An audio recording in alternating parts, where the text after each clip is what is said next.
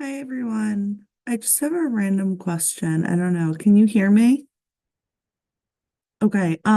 So the other committee, Health and Environment, asked me if I could also present to them, but like their meeting is going on at the same time. And they asked me, the guy called me, I think I forgot his name. I'm sorry. I think Simon or something. Yeah, Sam Simon. And he was like, ask them if you can go first.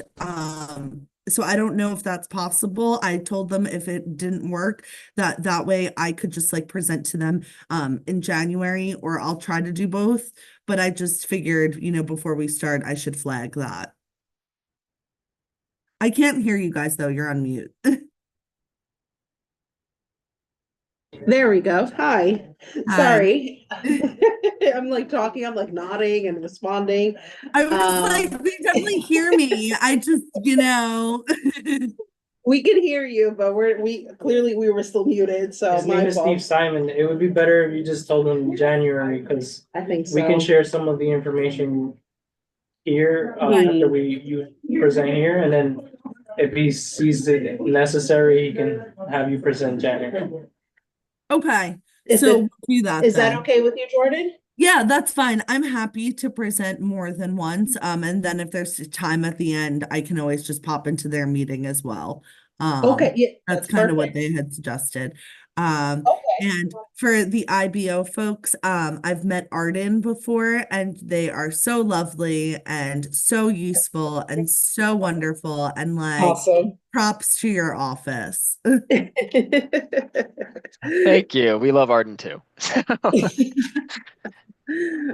Awesome. No, thank you so much, Jordan, and thank you for your flexibility. It was kind of a last minute thing. You may recall at first we weren't sure if that would be able to work out, and then we thought it did, and then sounds like it won't. But regardless, it sounds like there'll be an opportunity for them to hear from you either way. So thank you. Yeah, and thanks for having me. For sure. Um, I'm just gonna check how we are on numbers. We have one, two, three. Oh, I think I see. Three, four. Yeah, we do have quorum. Quorum. Yeah, we have quorum. Did you say the other people in online as well? Well, If you wouldn't mind? I got John and Diaz. Yep, perfect. Yeah. And Tanisha and, yep, Tanisha and Indiana are online as well. Oh, they are? Yep, perfect. And I think Marshall can't make it today, as you mentioned, so. Okay. Mhm. Awesome. So with that, we'll go ahead and get started. I'm just gonna get my notebook here. All right, okay. So good evening, everyone. Good evening, everyone. Welcome to the December meeting of the Housing and Human Services Committee for Community Board 12. I'll call this meeting to order at 7:03 p.m. We do have quorum, so thank you, committee members, for attending, as always. And so today, actually, we're quite excited because we have two presentations. We'll have first a presentation from the New York City Independent Budget Office, followed by a presentation by Community Access to talk about some of their mental health services. And then we have our usual standing agenda items, so monthly updates from elected representatives and monthly updates from community-based organizations. Hi, Steve. Can I interrupt for a moment? Yes, please. 1 second. All right, so, Yes. I don't think it's gonna work for us to run back and forth. Not a problem. So what I asked Jordan Mhm. to do is when she's Jordan's finished. right there. Jordan's online as well. Okay, well then, hopefully she won't contradict anything I now say. So what I asked her to do was, if it's not too late, Mhm. and if she's still up to it, that when she's done talking to your committee, she should then call into us with our link. Mhm.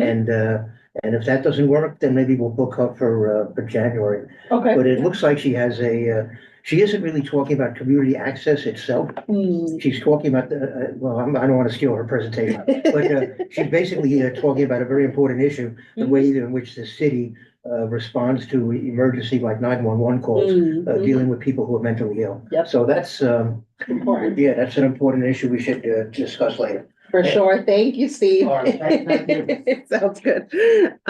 You probably just heard that, Jordan. So thank you again for your flexibility with our committee and as well as the health and environment one. We're really happy to do both. Thank you so much.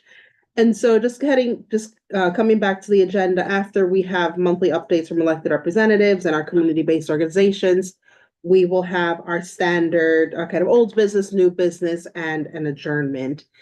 So with that, we'll start with our welcome. So I'll turn it over to our committee members online to briefly introduce themselves. Hi all, my name is Indiana Porta and I am on this committee and also on land use. Happy to be here.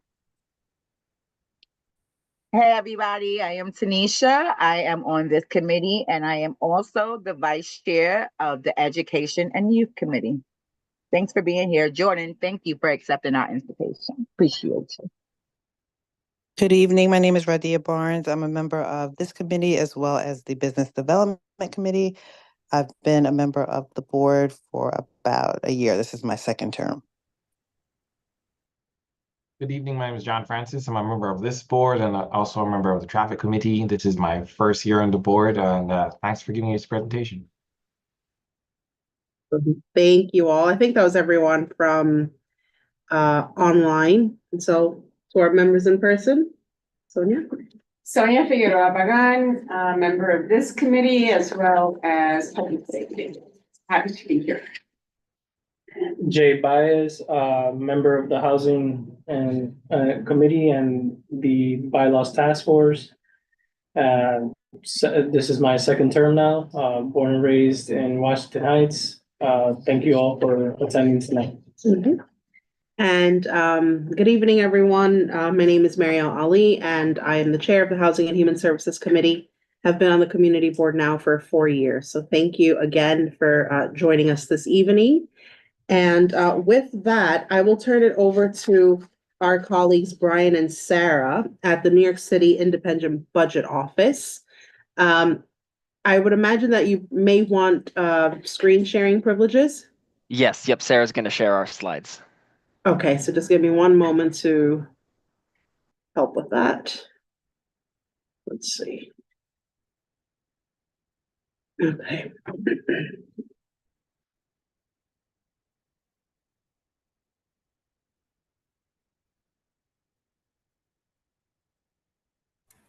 Can folks see my screen?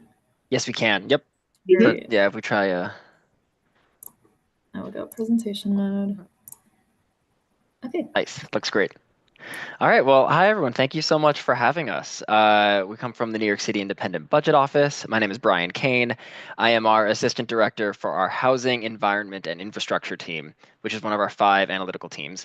And with me is Sarah Internicola, who is our Housing Budget Analyst and also the primary author of the paper that she'll be presenting tonight, Inclusionary Housing and City Subsidies. Next slide, please.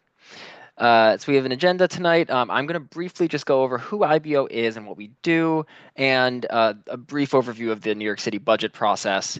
We're actually going to provide a lot more resources that you can dive further if you want into that, and we do other training specifically on the budget. But we're going to primarily focus today on the housing paper that Sarah published. Was that last week or 2 weeks ago?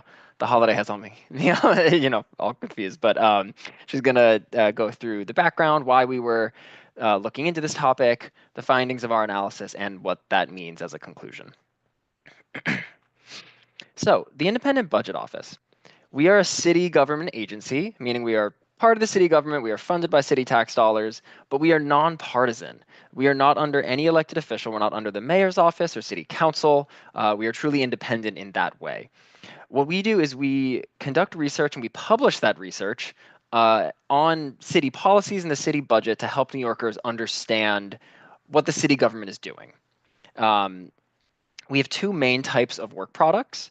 The first is our mandated reports that the New York City Charter that created us also mandated that we release 3 major reports each year. And these are in response to the mayor's budgets. I'll go more into that in a minute. And then we also do topic-specific research. And these either come from internal ideas Sarah came up with the idea of the project that she's going to present on today, but we also take requests, often from community boards, but also city council members, borough presidents, advocates. We're always looking for new requests. And so we'll throw our contact info in the chat and make sure that your contacts at your community board have our information as well. So in case you ever have questions for us, we'd be happy to talk about it. And then just last note here, IBO does not make policy recommendations. We don't take like political or policy stances. We just try to conduct analyses and put out that information in the most understandable way so that decision makers, advocates, nonprofits, everyone can make informed decisions. And just briefly looking at the New York City budget timeline. So the city's fiscal year runs from July 1st to June 30th. So we're about midway through fiscal year 2025 right now. The budget for a fiscal year needs to be adopted before that year starts, so before July 1st. So the 2025 budget was adopted on June 30th of 2024, one day before the year started, which is typical. Throughout the year, the mayor's office and the Office of Management and Budget under the mayor release updates to the budget and basically reflect how spending is going throughout the year so far, because we learn a lot as the year goes on. Budgets are trying to predict the future, and as the future turns into the past, we have more information. So they update the budget for that. With each of those budget updates, we also release reports. These are our mandated reports, and in those we re-estimate how much we think the city's going to get in revenues and how much the city will need to pay in expenses. And we often come up with slightly different numbers from the mayor's office for various reasons. And that's part of our job, is to come up with that independent estimate that's separate from the political process to help inform decisions about the budget. And so, yeah, we're at that star right now, right after the November plan has come out, and we are working on that first IBO report of the fiscal year to come out in the next week and a half or two. So that's where I'm going to leave, budget basics, budget 101. We have great resources on our website, and we do other presentations that are specifically on this that will make sure your community board knows about. But now I'm going to hand off to Sarah to talk about her paper. Awesome. Thanks, Brian, and thanks again for having us to present. Now I'll talk through our recent report, Inclusionary Housing and City Subsidies. The context for this project is that housing has been a key issue for the Adams administration. City of Yes has gotten a lot of attention, as you know, and was just passed by the council today. And we wanted to explore how Adams' strategies for new housing production compare and contrast with those used by prior administrations. So this research is a look back at how Bloomberg and de Blasio use city-level housing programs, specifically city subsidies and inclusionary housing, to produce new affordable housing, and how that compares to the current and proposed strategies under the Adams administration. So our goal is to understand the outcomes of these strategies and also what it means for the universal affordability preference proposed by Adams. Just for a little context, affordable housing development is facilitated by the city's Department of Housing Preservation and Development, HPD. And this is the city agency that carries out the programs discussed in this report and works with developers to allocate those benefits and work out how to finance those affordable housing projects and make them pencil out. And one more note about the report is that we're only investigating new construction programs and not preservation programs. All right, so the report's called Inclusionary Housing and City Subsidies. So I'll do a quick overview of what those two things mean. So city subsidies for housing are grants or low-cost loans for housing projects provided to developers by HPD. They are funded through HPD's capital budget. They offer a variety of different financing programs, and each one has specific project and affordability requirements. Those are defined in HPD's term sheets. And a few examples that you might be familiar with are the Extremely Low and Low Income Affordability Program, ELA, the Mix and Match Program, and the Senior Affordable Rental Apartments Program, or SARA. But those are just a few examples among many. So next, to go over inclusionary housing. Inclusionary housing is what's known as a density bonus, which is a zoning tool. And basically, the deal is that if developers include a portion of affordable housing in their developments, they get the rights to build higher than the zoning otherwise allows. So there's a few inclusionary housing programs currently in the city. Voluntary inclusionary housing is an opt-in program. Mandatory inclusionary housing is required in certain areas. And the universal affordability preference is opt-in. So this kind of program is not a subsidy, it's just a zoning program. So it's not officially tied to city spending. And that's because it's based on this idea of an internal cross subsidy. And this is just the idea that the density bonus translates to more rental units in a project, and that translates to more rental income for the project. And that kind of balances out the below market rents that come along with required affordable units. And this is just, again, that idea that like projects need enough rental income or income from other sources like subsidies over time in order to break even with the cost of development and maintenance over time. So the success of inclusionary housing programs is partly influenced by the market rents in an area, because that kind of determines how substantial that internal cross subsidy will be. The availability of tax incentives is also important. MIH and UAP are both premised on the availability of a 421A or 485X tax break. So that's another feature of inclusionary housing. And finally, according to HPD, existing inclusionary housing programs are kind of intended to be used alongside city subsidies to help produce more housing or deeper affordability than otherwise possible from one program alone. So because these programs are often used together, inclusionary housing does end up impacting the city's budget, as we'll see later in our findings. So let's talk a little bit about housing under Eric Adams. His housing plan is called Housing Our Neighbors. It was released in 2022. And his key initiative has been the City of Yes for Housing Opportunities, which you know is a package of zoning reforms intended to make development easier across the city. Again, passed by council today, vote of 31-20. So Adams in some ways has taken a different approach to housing than past mayors. His signature initiatives have really centered on reducing barriers to development and increasing overall supply of housing in order to promote affordability. Whereas past mayors have focused more on like specifically affordable housing. So for example, his moonshot goal is for 500,000 total units, where past mayors have made a more specific number of affordable units that they want to achieve.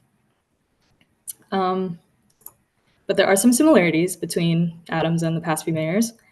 For one, he has emphasized city subsidies and adding new funding to HPD's capital budget. And again, that's how the city funds subsidies for affordable housing construction and preservation. And this has been a central part of mayors' housing plans in the past, and definitely was emphasized under Bloomberg and de Blasio. He also proposed this new inclusionary housing program, the UAP, which has similarities to existing programs like MIH and VIH. So these similarities are the jumping off point of our analysis and what we base the analysis on. So here we map out where these three different inclusionary housing programs apply. And you can see UAP in the blue applies to much more of the city than VIH in the yellow and MIH in red. So this is definitely adding opportunity for density bonuses in a lot of the outer boroughs, Upper Manhattan for sure. And one thing that's important to note is that UAP expands to lower rent areas of the city than the current VIH and MIH apply to. And like I mentioned, the success of the program is partly determined by how much an area's market rents can contribute to like the project's financials. So that influences also how much city subsidy a project might need to pencil out.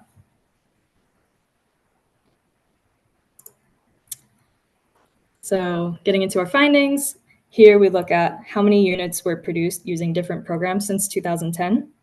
We have VIH in blue, MIH in red, and city subsidies that didn't use any density bonuses in yellow.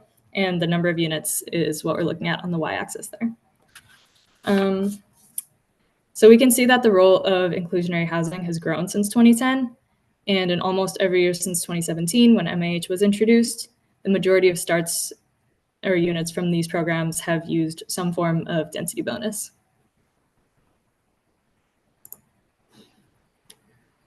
So now we're looking at how the city spent money on subsidies since 2010. Now on the y-axis, we have city dollars spent, and we're basically comparing city spending on these 3 different programs that we looked at in the prior slide. So first, you can see an overall increase in spending on new construction subsidies since 2010. But one important takeaway here is that a lot of projects receiving city subsidies are also using density bonuses, the share of which has grown since 2017. So yeah, from 2017 to 2022, the majority of city subsidies went to projects that were also using inclusionary housing. This was as high as 79% of city subsidies in 2022. And we also found that from 2010 to 2023, 20% of all voluntary inclusionary housing used city subsidies. And for MIH, since its introduction in 2017, half of all those projects used city subsidies as well. So overall, there's a really clear connection between inclusionary housing and city spending because these programs are often used together. And next, we look at the affordability levels of these various approaches to new affordable housing. We have the affordability levels color-coded here on the left. And here we're breaking down the affordability levels of units produced using either MIH or VIH and with or without subsidy. So first, you can see in these charts on the top right, projects that use MIH and city subsidy have produced the most units overall out of these 4 options. We also see that for both MIH and VIH, subsidized units are more often affordable at the lowest income levels, extremely low and very low. Out of all the units on these top 2 charts, half of those are affordable at those lower income levels. But without city subsidy on the bottom 2 charts, there's a lower proportion of deep affordability. Only 30% of those units overall were affordable at the extremely low and very low income levels. And overall, very few extremely low income units from those. And last, we look at the affordability levels of units that receive city subsidies and did not participate in inclusionary housing programs. And we find that this has produced the most deeply affordable units, and the share of those have been growing over time. Overall, for all these units from 2010 to present, 2/3 of those were deeply affordable. So to wrap up with our key findings and conclusions, we find that city subsidies and inclusionary housing have both played an important role in new affordable housing construction, the role of inclusionary housing growing overall. Inclusionary housing and city subsidies are often used together, and using these together instead of one alone can achieve more units or deeper affordability. We found that projects with city subsidies and no density bonus have produced the most deeply affordable units. We found that inclusionary housing alone has produced few deeply affordable units. And to think about some of the implications for UAP, we think that it will likely require more funding for city subsidies in order to reach those deeper affordability levels and in lower rent areas. All right, thank you all so much. Happy to take any questions. And I just put the information to both the resources that we talked about and our contact info in the chat. Great. Thank you so much, Brian and Sarah, for taking the time. I'm sure we'll have plenty of comments. I think one immediate reflection for me is, and colleagues from the community board will know, obviously in Washington Heights and Inwood, we're having a lot of developments go up, and there was one that was just recently released on Housing Connect, where, you know, some of the units were marked as affordable, and the starting rate is like $3,300 for a one-bedroom apartment. And, you know, now people are rightfully upset. So your presentation is very timely. But I'll save my comments for later. And I just want to check first if there's anyone here in the room, and then I'll turn it over to our members online for questions. Okay, so if not, we can also come back if you need a moment. Well, no, I do have a question in Please. regards to the internal cross subsidiary. Can you clarify on that point a bit more, Yeah. please? Sorry, were you going to say something else? Okay. So the idea with that is that a density bonus lets you build more housing than you'd otherwise be able to. That means you have more rental units in the project and more income basically generated within the project. It's kind of a fancy, like, confusing term because it's not really a subsidy, but it's basically the idea that having more units in the project help pay for the affordable units that are required as a part of the program. Does that help? I think it's a play on terms, honestly. And I think that's where I'm uncomfortable with. Like, there's a building that just went up on 182nd and Audubon Avenue that I went to see with my daughter who's looking for an apartment, and a 2-bedroom unit is going for $900,000. Like, who can afford that in this neighborhood? Honestly, $900,000. So I think it's a play on terms, and that's concerning. Yeah, The I'm actually end not sure result where is the concerning. term. Yeah, I'm not quite sure where the term comes from, but we are reflecting the term that is used in the industry. Certainly not advocating for the term itself, but yeah. I understand that, Brian, but in all honesty, it's a way of sugarcoating an agenda where the community accepts it, and then suddenly we're faced with the reality that the units are not affordable. And that's my concern. And I am born and raised in this neighborhood, and I'm 62 years old. So, yeah, I have seen it come and go and be and done. And what I'm seeing lately is very concerning. A $900,000 unit here in the Heights, that's bizarre. Thank you, Sonia. Yeah, No, I'm good. I hear you. Go ahead, Jay. Can you just explain UAP a little bit more for me? I'm just a little confused. Right, this is the mayor's proposal. I guess this is a part of the city, yes. But how does it actually work in the sense of, like, if I'm giving a building a UAP program, whatever you want to call it, like, what are the thresholds of, like, choosing how much subsidy to give based on how much they're building? Yeah, it's a great question. So the main part of the program, the UAP, is that in those blue areas of the map I showed, it will be a program that developers can build 20% more housing than the zoning would otherwise allow. But all that extra housing has to be some level of affordable. So there's more specifics about the affordability levels required. I think right now the main thing is that it has to average to 80% AMI. I don't have the numbers of what incomes that is off the top of my head, but happy to send more information when we have it. But beyond that, it's really up to HPD to negotiate how those projects are funded. and working with the developers to, see how those will work out. And when you're talking about, obviously they're gonna negotiate, but are you saying that 80% is automatically required, or they basically, that's how high they can go, and then they should aim for lower? Is that- 80% is like it's like the minimum requirement, I guess. But if they wanted to make it more deeply affordable, they could.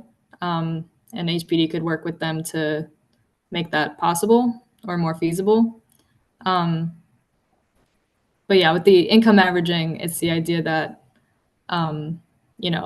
you could do all the units at 80% AMI, or you could do some above and some below to try to reach like deeper affordability levels. I mean, you did talk about the fact that the subsidies make the biggest difference. So I mean, what's the point of this why don't we just keep going with the subsidies, right? And I guess part of the subsidies that the city have, you said they were either low interest loans or straight up grants. It's not like a tax subsidy. Yeah, not for the subsidies that we're talking about. Okay, and I just, for a clear example, like some of my colleagues have been saying, right? We see buildings coming up in our neighborhood. We had a presenter last year for a building. I think the studio was around $3,000. For a 2-bedroom was $7,000. And they were only required to build like 20% of that was affordable. And then I think the problem that everyone always continues to have is that we're saying affordable, we keep using that word, but 80% affordable to who, right? You know what I'm saying? And then we talk about the AMI.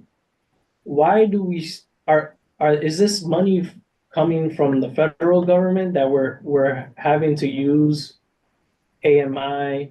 Because I thought isn't my understanding that AMI, at least the one that the city is using and even the state, is that it includes Westchester, Long Island, like other areas to determine that AMI, which is a little ridiculous. So why hasn't there been a focus on changing that? Yeah. Well, AMI is defined by the federal government, but it's not really that localities are required to use it. They can choose to actually make their own version of what's affordable for the city. They can base it off a zip code versus the AMI. Yeah, that's a choice made by the city. So it's always been a choice by the mayor and their proposals, and even the city council at this point, to choose to go with the AMI instead of changing that trajectory and actually creating more affordability. Right? That's a educated guess. Yeah. And just sorry to quickly clarify, like everything I presented for this report, like none of it is federal money, it's all city money. So it's all how the city is choosing to spend that money. Okay. Yeah. And just because I can talk to you all day, but I guess the last thing I wanted to ask, has IBO ever actually looked at, because we have case examples, right? We have the buildings that create these unaffordable rents for people who's going to live here is some tech guy who can afford to pay for that rent. But then we have examples like the Eliza, which is a prime example of something that we should be doing, which is 100% deeply affordable. We're talking about $800 rents. have you ever analyzed buildings in comparison, one with whatever subsidy they got or inclusionary housing, and something like the Eliza where it's 100% affordable, and deeply looked at what were the costs behind both, and sort of like, why can we build that here, but then we have the extreme in the same neighborhood? And then ask the question of basically saying, we have built this 100% affordable. What makes it affordable, right? Like, have you ever deeply analyzed to at least educate everyone, even board? Because I didn't know you do presentations to community boards, which is great. And actually deeply dive into like, well, this is all the cost it comes to developing the building, how long it would take for that developer to make their profit, and then what happens to, you know, the people that live there. Do their rents go up at some point? Is it based on their income? You know, like so many questions involved in after the fact that no one ever talks about. And I was just wondering if IBO has ever taken that route. It's a great question. And the unfortunate reality is that it's so hard to do. It's honestly impossible to do that analysis because developers are typically private and we can't see their financial information or like how they pencil out a project, how they determine whether or not a project is going to be profitable, worth the risk, et cetera. So they're excellent questions, and you know, we'll keep our eyes open if there's like new ways that we could approach such an analysis to answer at least any of them. But I think that's probably the main impediment. Would you agree, Sarah? Yeah, I mean, there's some data we can see at least like how much the city spent on different types of projects. So there's that. I'll also mention a prior report we've done comparing, and this wasn't me, by the way, but comparing the affordability of like city subsidized units to the income of the surrounding neighborhood. And how that has looked across the city. So if that sounds of interest, we can definitely share that. That does. I would appreciate that. And I guess a follow-up to what Brian is saying, the Eliza was a nonprofit. Do nonprofits not want to share that information as well? So I actually can chime in here because I work at a supportive housing nonprofit, and I actually live in a affordable housing. I got my apartment through the housing lottery. And I live in Long Island City right now, but at one point I was a CB12 resident. And so I've done a lot of research to kind of like understand what happens with these things. And basically, the bigger the building is, the more AMI you're going to see. So for instance, I'm in a building that has 57 floors. So to understand that, like, you're going to have to also build up to have the kind of like options to have that deeply affordable space. And what I mean by that is like, there are units in my building that go as low as $300 a month, but it's for someone who's exiting shelter and is making under $20,000 a year, right? So in order to do things like this, which also goes back to mental health and the importance of housing our neighbors and housing as healthcare, is, you know, how can we connect all of this?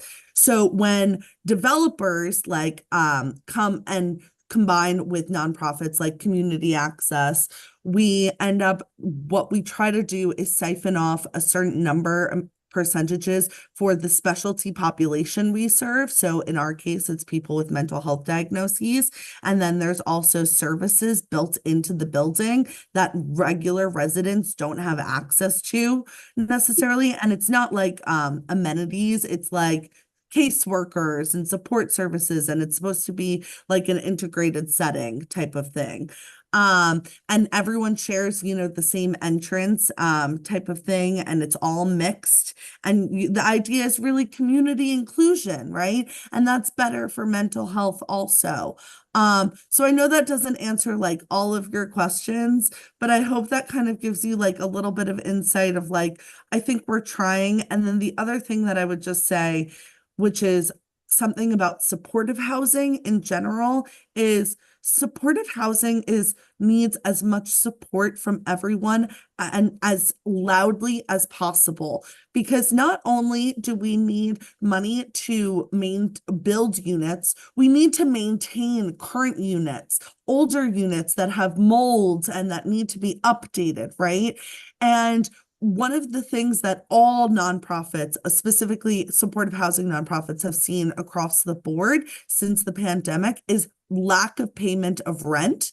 And no shade to the city, but late payments from the city on massive projects. So nonprofits are in extremely financial dire situations because there are huge financial gaps and there isn't enough. One of the other things that I think my colleagues would also probably agree to is like we need like the Just Pay campaign, and paying human service workers living wages is also a key part of this, and asking from parity from the state in terms of like the level of what we're paying these human service workers, so there's less turnover and people actually build trust with whom they're working with, instead of having to tell their traumatizing story like 20 times to like 30 different people, which is why I'm going to talk about peers and stuff like that. But sorry if that was a tangent, didn't mean to step into your space. Hope that helped. No, I think that's that is super helpful. And I think really maybe the way to like take a step back and think about like all developers is just that developers have different needs and interests and risk appetite and financial situations, and the neighborhood or even specific block that they're looking to develop on will differ economically.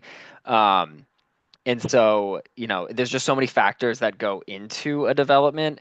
And to address an earlier question of like, why use inclusionary housing, UAP, when city subsidy produces deeper affordability? And it's because they're both tools that HPD tries to use, sometimes in tandem, sometimes separately, to create as much affordable housing and as deep affordable housing as they can. This is, more or less like what they tell us when we talk to them. There is, the negotiating table where they sit down with developers and decide on what the city can provide and what the developer needs, and all that stuff is not something that we can see at IBO. But that is, at least in theory, the purpose of having both. They're just, separate tools, and we want as many tools as possible to create as much affordable housing as possible. So I hope that clarifies. I think my main point is that if I can get a nonprofit to share the details behind their costs, and you can look into that analysis, that would be great. I mean, if there is a nonprofit that will volunteer to kind of share that stuff, right? Because the Eliza, what they did was, they had created some space for a library, had created some space for a school, which kind of helps with the cost of maintaining the building. And all of it was given with subsidies. They made it 100% actually affordable for the people that actually live in the neighborhood. Who's to say that the people from the neighborhood will ever get to live there? But that's a whole nother issue. I appreciate your time, and I think you guys do amazing work. I've followed you for years. I didn't know you did presentations. Thank you. We love coming out to present, and we'd be happy to talk offline if you have specific ideas about how we could approach that. Great. Thank you, Jay. One of the things that I wanted to bring up before I turn over to our members online is that this committee, we actually put forward a resolution back in June of this year talking about our recommended standards for the future of housing developments. And I'll put the link in the chat later on. But a good portion of it does talk about, as we always talk about the AMI, we recognize that it's set at the federal level and that it's not necessarily reflective of, the everyday realities of people in this neighborhood.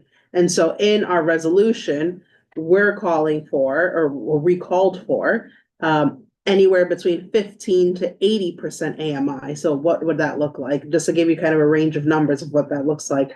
So the income band percent of AMI income range for a family of 4, based off of what we just said there, extremely low income, so 0 to 30%. That would be from no income to up to 46,000 approximately.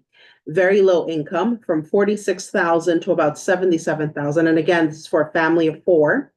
And then low income from 77,000 to approximately 124,000. So that is kind of what we called for in this resolution. We recognize that obviously it's not your office, but unfortunately, we're seeing developers asking for 130% AMI, where we're hearing kind of these, rents, as Jay mentioned, 3,300 for a studio. Like that's unacceptable. So I'll pause there because I have a lot to say, but I want to make sure that our members online also have a chance to chime in. Indiana, over to you.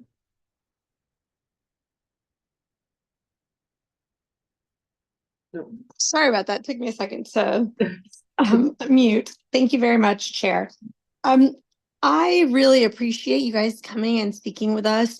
I just would love to kick off with like a plug. If you guys have other trainings that you're able to share with us, even if you can't come in person, I'm really worried about now that community boards have term limits.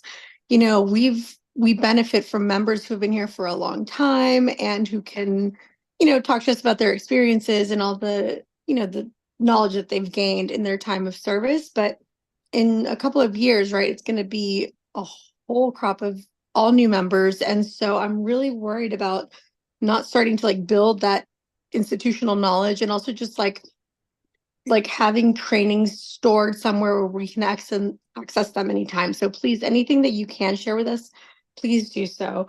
I had some, I guess to that point, right, trying to just grasp some of the basics.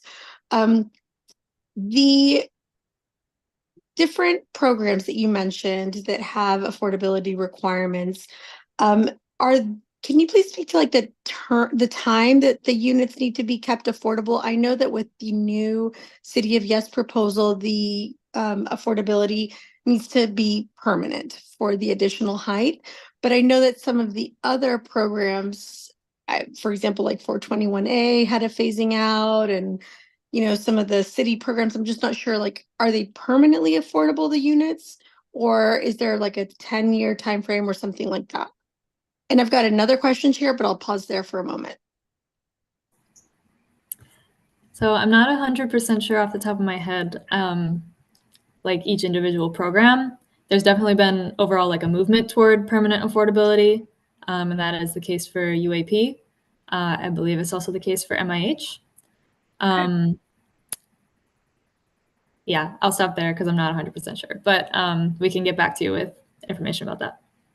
That would be great. Thank you so much. And my other question was, whenever, I guess maybe related to this, you may not know offhand, but I'm really curious about, do developers have discretion about how many units they put in place? Because if they say like, oh, okay, you can get an additional 5 units as long as they're affordable, right? Then do they get to decide, are they 5 studios? Are they, 2 studios and a 1-bedroom and some 2 bedrooms? Like, any information that we can get about that would be really helpful. And then just to kind of put a plug for any kind of research that you guys, if you are interested in topics, I would be interested in learning more about like how those decisions are made and what, if anything, the city can do to influence to get bigger units. Because our sense, I think, on the board is that there's a strong preference for studios. And in a district like ours, right, we need family units.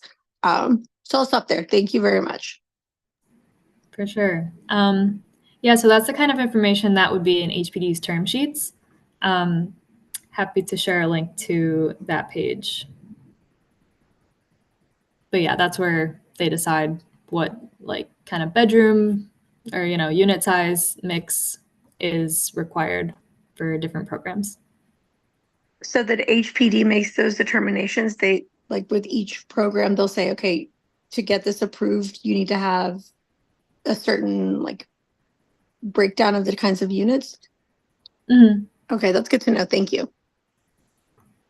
Yeah, and I believe that there has been a movement towards trying to build in more requirements to like have a distribution of the different sizes, and also dispersing them throughout the buildings, instead of just, putting them all on the first floor or something, giving a separate door for the affordable units. All of that is not allowed anymore. But we'll have to check in on the specific requirements by program and get back to you. Thank you. Can I check for our other members online, if they have any questions for our colleagues at IBO?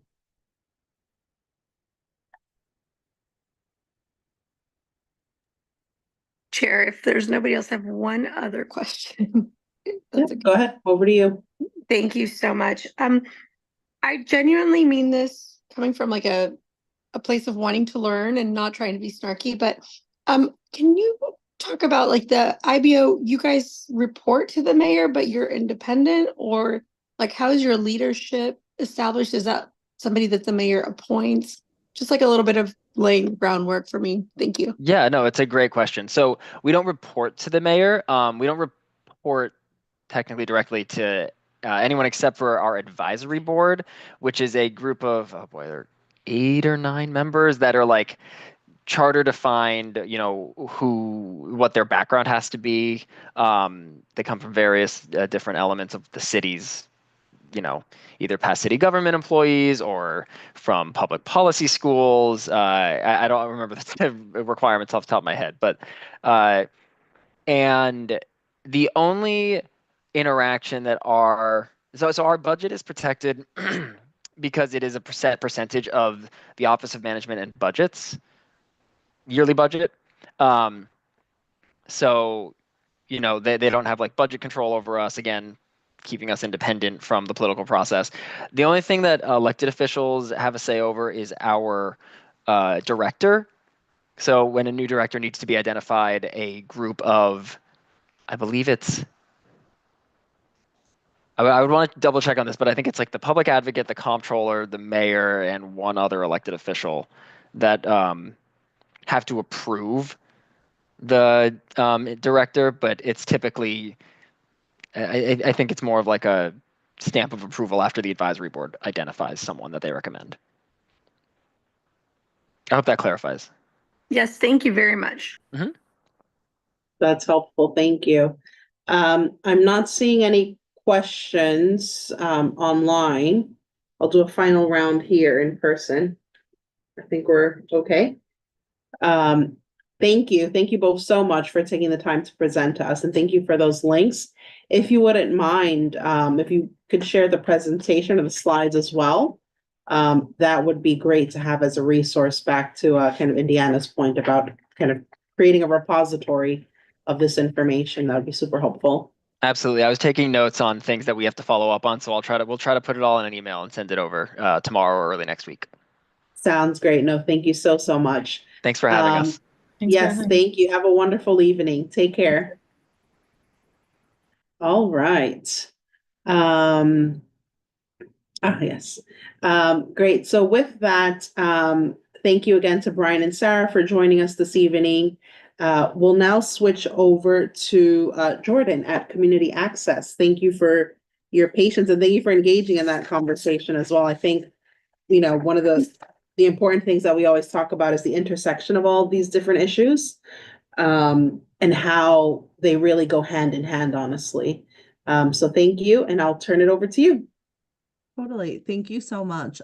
So before I get started, I just want to kind of explain what I'm representing and who I'm representing and give you a little bit of background. So my name is Jordan Rosenthal. I use she, her pronouns, and I'm the Director of Advocacy at Community Access and the lead organizer for a coalition called CCIT NYC, which stands for Correct Crisis Intervention Today, New York City. So Community Access is a mental health service and housing provider. We operate, services that are open to anyone in all 5 boroughs, but we have housing in the Bronx, Manhattan, and Brooklyn. And one of the things that I've asked before was like, why don't we ever do Queens? And, you know, because I was interested in this conversation before of what you guys were talking about with IBO. And my response that I was given was that the community boards were really hard to work with and that they didn't, you know, like it was something that our organization just didn't have the capacity to step into. So I wonder if how that plays into like this as a larger discussion as a city. So just a fun little, or not fun, but little thing there. So some of the programs that we do run that are citywide though, just so everyone kind of understands, since this is housing and human services. So supportive housing is open to anyone, but like I said, we don't operate it in your community board specifically.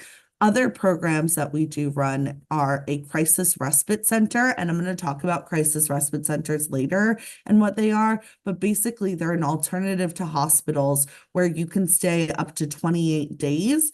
And we run one down kind of by Gramercy Park. It's the only one in Manhattan.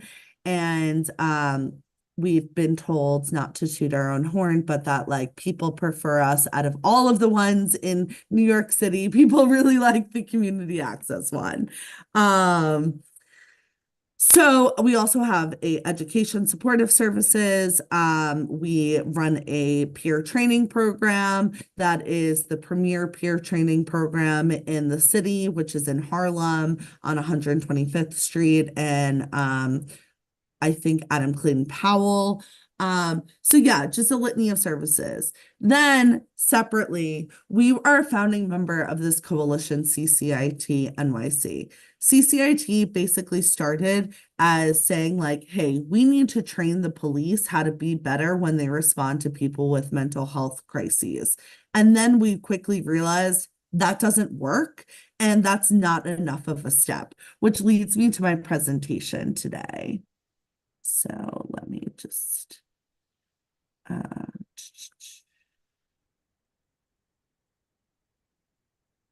okay, can you guys see it? We see your calendar. Oh no.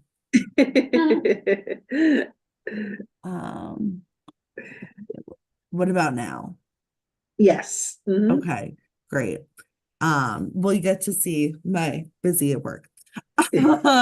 So our hashtag is peers, not police, right? We really want peers, and I'm going to define peer right now.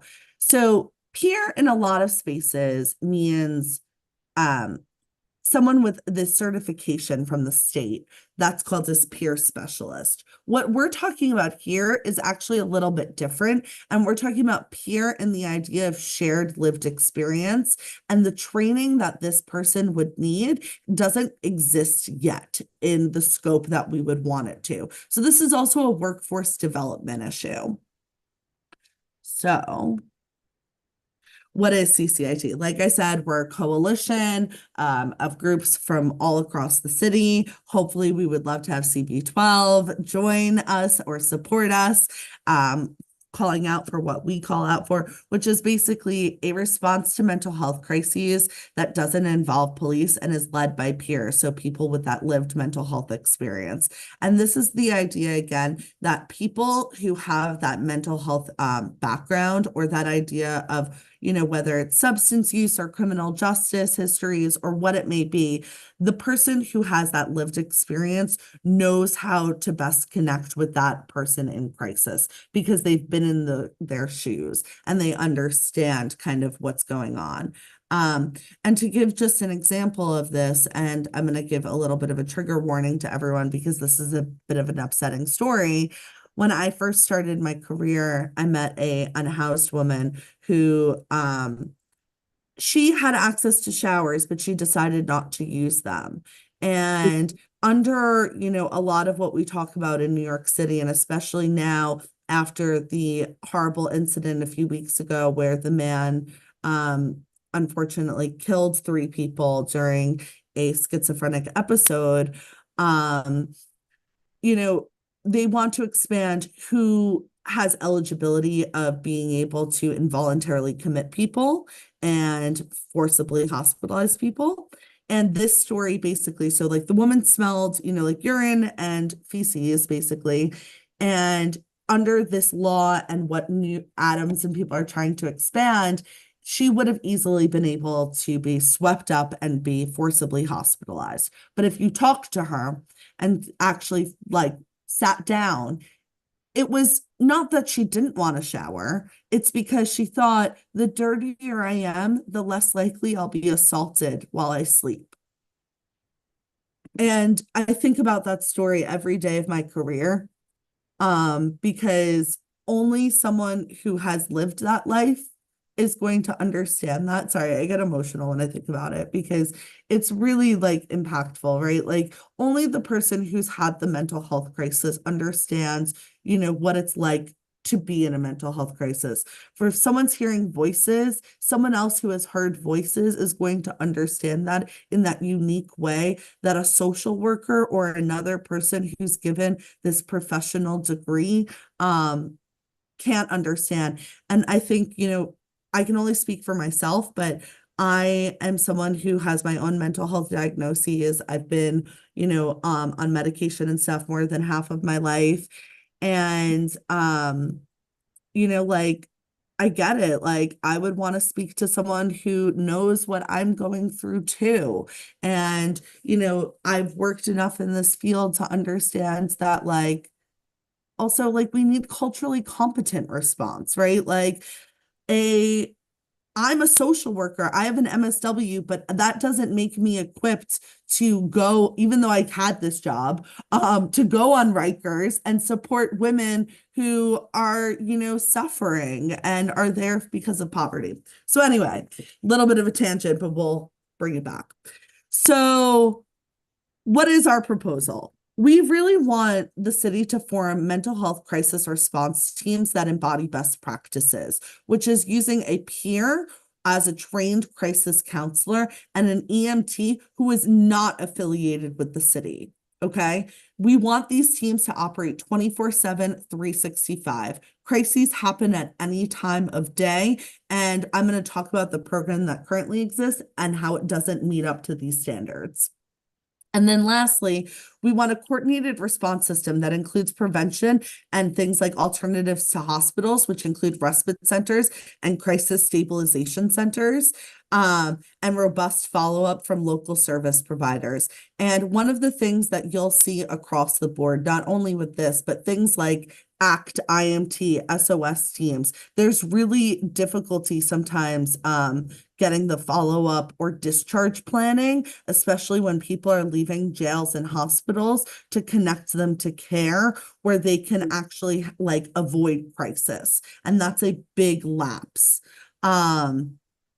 Also, just to plug here, SUS, Services for the Underserved, is opening their first crisis stabilization center in the city. But unfortunately, it's kind of like deep in Brooklyn. So as much as this is a great resource, and Be Heard, which I'm going to talk about, has an MOU with them, if someone was having a crisis in Washington Heights, I don't know if the time, like if Be Heard would be like, oh, let's take them to, Cypress Hills, Queens, because that's the only crisis stabilization center.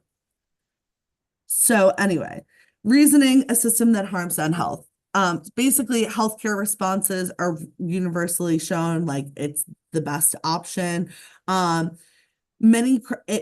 Be Heard, which stands for Behavioral Health Emergency Assistance Response Division, and I'll talk about that. Most of the calls are still handled by police.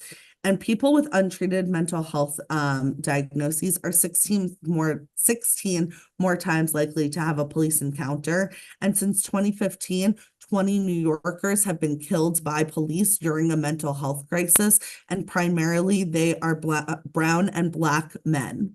So this is disproportionately impacting members of our community, or not our community as a whole, but yeah, you got what I'm saying. So a better system is possible. Basically, there are these programs that exist in other cities and around the country, like Cahoots, which is what our model is based off of out of Eugene, Oregon. And we think that it's more effective than Be Heard. Specifically, also, there is a state law called Daniel's Law that we're trying to get passed, or well, it's legislation that we're trying to get passed, which would implement what we are proposing on a state level. And that's named after Daniel Prude, who was a man having a mental health crisis in Rochester, New York, who was killed in a really awful way, and it was videotaped and it was just awful. So these systems respond to more calls, provide more services, are more cost effective, they're less coercive, and they're safer. So what do we currently have? Well, we currently have this Be Heard pilot program, which is the city's attempt at a non-police response, and it's an EMT with a licensed social worker.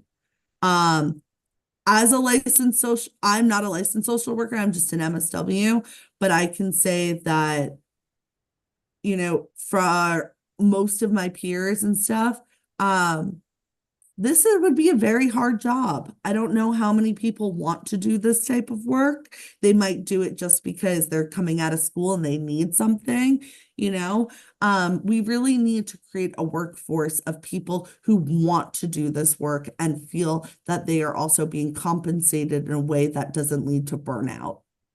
So then also currently Be Heard teams operate 7 days a week and 16 hours in 4 out of the 5 boroughs. This doesn't include the whole borough, but rather select police precincts. And there's an asterisk because they're saying that they're changing it. And we're going to get to that in a little bit later in a different slide. So, well, here's the irony. So they say it's a non-police response, but if you look at who the collaboration is of who actually backs this program and funds this program, and IBO can probably confirm this, one of the backers is NYPD. So you also have FDNY, but it's still a police response, because the other thing is 16 hours a day is not 24 hours. So regardless of, when you have your mental health crisis, there's a chance you're always going to be met with police. And that's, not okay, especially when we're seeing the results of what that can look like and how harmful that is to our community members. So here's some data to just kind of explain and give you a highlight of Be Heard. So this map shows you in the dark blue where Be Heard currently operates, and the light blue is where it's supposed to be expanding. I don't know if it expanded to that because of budget cuts, but then let's get to the more interesting part. So according to Be Heard, every 3 minutes, a New Yorker reaches out to 911 for mental health assistance. Well, that looks like this in the bottom. So if in these pilot areas in the past fiscal year, you had about over 50,000 calls, okay? More than half of those calls were deemed not eligible to begin with.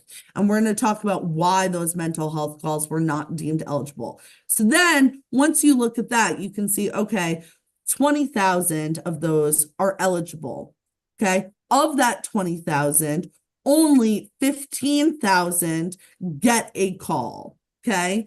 Of that, again, only 7,000 was their contact with the individual, so where they actually meet them. Then we get smaller, only over 3,500 get a mental health assessment. There is big lapses in this program, and this is the data that they're publicly sharing, okay? Which means we all know data can be twisted. It's not that, data is wrong. It's that we can make data show us what we are looking for. This is from their own website. So in September, after 2 years of advocacy, there was a city council oversight hearing, and these are just some of the highlights that I wanted to share with you. So Eva Wong said that Be Heard operates in 31 out of 77 precincts with 9 teams during the day and other 9 teams during the afternoon. So part of why that number is so low of what we saw before is because there's only 9 teams. We need this at higher funding, because there's not enough teams to respond to the volume of calls. Also, she said later they're going to switch from using police precincts as geographic boundaries to more flexible ones, how like EMS is currently dispatched, which I think it's more flexible, but like if you looked at that map before, you could see there are still big swaths that will be empty, even if you make those more flexible. Okay. So then when they were talking about training, they said, the NYPD said, 911 dispatchers only get 1 full day of training on mental health. 1 full day. And NYPD always connects the person calling with EMS. Dispatchers go through a 10-day training. When new procedures like Be Heard come out, they, show them about them. But 988 dispatchers, which is the suicide hotline, another 3-digit, which we want to use to be the dispatch for Be Heard teams and crisis response, but that would require a different kind of funding and all other stuff, are trained in all different services throughout the city and how they can connect people. Then lastly, what is the most offensive? The administration said dispatch follows a triage algorithm. We know algorithms can be biased. Also, it assesses if there's violence, weapons, or suicidal behavior involved. And if none of these conditions are present, then it can be accepted as a Be Heard response. The part of this that's most offensive is the suicidal behavior. So just because someone maybe has suicidal ideation, that can look a lot of different ways and that can be de-escalated. And by saying that automatically goes back to police is creating a culture of not good practice. So here is kind of, this chart needs to be updated a little bit, but it's basically a comparison of the two. So we want a non-police, non-coercive response, because the other thing is when you're told to do something, even like if you have a home or whatnot, you're probably going to be like, you're not my parent. You can't tell me what to do, right? The same thing still applies here to our community members who are in crisis. We need to come to them with compassion and care and show that like we're actually working with them and we're not just trying to hide them and push them out of our community. We want it 24/7. We want peers on teams. We want community oversight and engagement. We want transparency, partnership, and follow-up care.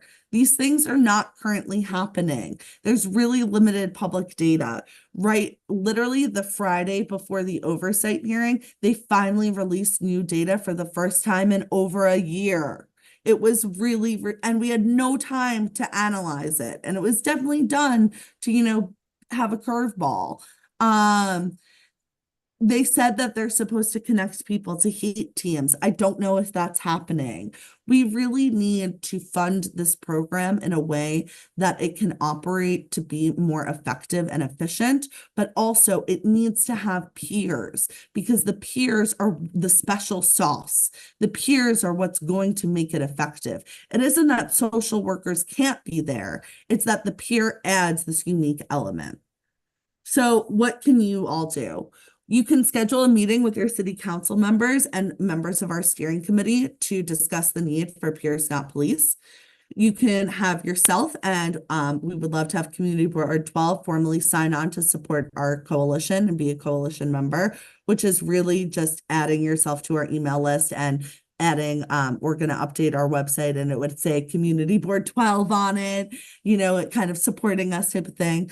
Arrange for other presentations to be had and spread the word. And I am happy to show this video, but I don't know if there's time. I'm also happy to just share it if not. So I defer to you, Chair, as to what, is best given the time. Sure. So firstly, thank you so much, Jordan. Really appreciate you taking the time. How long is the video? The video is like 3 minutes. I think that's fine. Yeah, go ahead. Okay.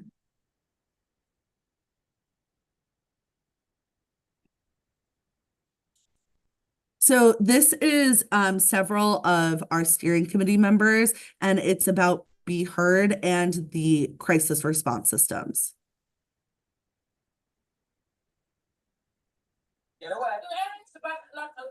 Can you hear it? NYPD Yes. officers shot and killed Win Rosario earlier this year. The 19-year-old was armed with scissors and had called 911 in a mental health crisis. He's one of at least 20 people who have had a fatal encounter with police since 2015 as they were experiencing some sort of emotional or mental health crisis. I was definitely having a mental health crisis. I've called a hotline before and said, kind of like, if this is the rat race, I don't know how much longer I got in me. Social worker Jordan Rosenthal believes trained individuals who've battled their own mental health challenges are best equipped to respond to those experiencing a mental health crisis. A peer, a person with lived mental health experience, is going to understand that feeling based off that personal experience themselves. Rosenthal and other advocates testified during a city council oversight hearing Monday about the Behavioral Health Emergency Assistance Response Division, or Be Heard. In August 2019, I called for help while my son was having a crisis. I specifically said I wanted the ambulance there. Police showed up. My son was beat up. My son never got the help he needed. Be Heard, a city-run pilot program started in 2021 and consisting of mental health teams and EMTs or paramedics who respond to mental health 911 calls. Part of the aim is to send fewer police to the scene of a mental health crisis. Mayor Adams' administration says Be Heard teams responded to 73% of all eligible 911 calls in the pilot area of 31 police precincts over the past fiscal year, or nearly 15,000 of more than 20,000 eligible calls. We know that getting these specialized teams to these mental health emergencies is very important. But critics say if you count the total 51,000 mental health calls, including those eligible for a Be Heard response, the data shows police responded to the majority of those calls, while Be Heard teams only responded to 30%.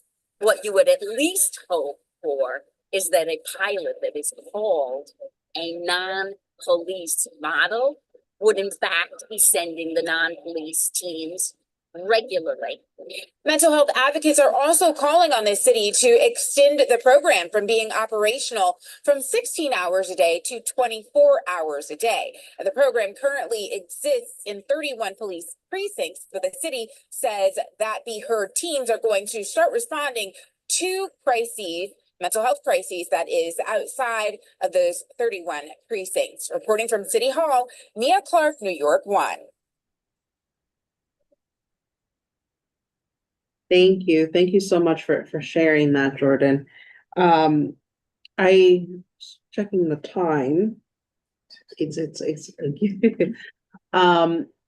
I'm of the view, and would certainly kind of welcome the thoughts of colleagues, if maybe we can put something forward as a resolution from our committee. Obviously, it would need to be kind of voted on by the committee, but a resolution supporting this initiative. I think what's interesting and very important, and there's kind of this thread. Last month, we had a presentation from an organization called Freedom Agenda.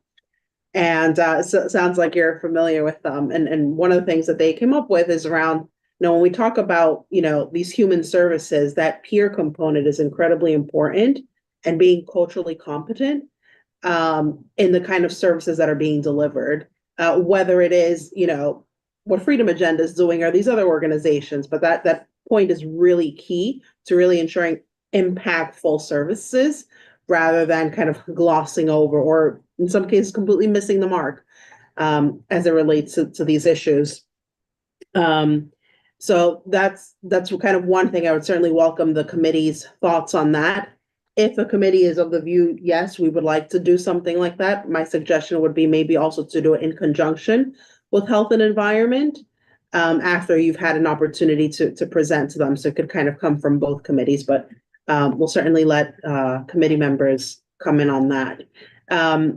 We'll start with Zoom hands first, and then we'll come in person if that's all right. So Tanisha, over to you. Yes, thank you, Chair. Thank you so much, Jordan, for your presentation. Last year, this is my second year on the community board, and last year as the committee, each of us took on like a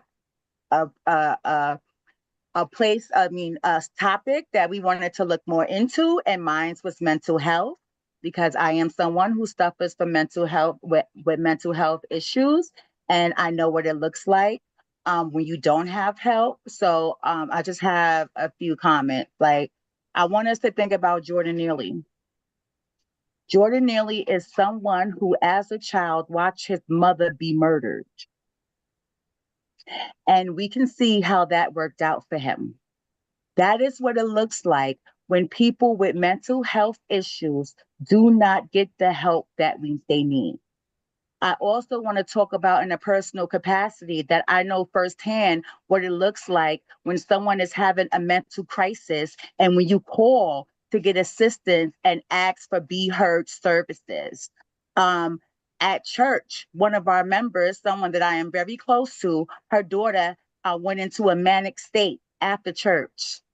And we called 911, and we was out there for an hour before the ambulance even got there. This is in Washington Heights. At least 10 police officers came to the scene. A Be Heard person never arrived.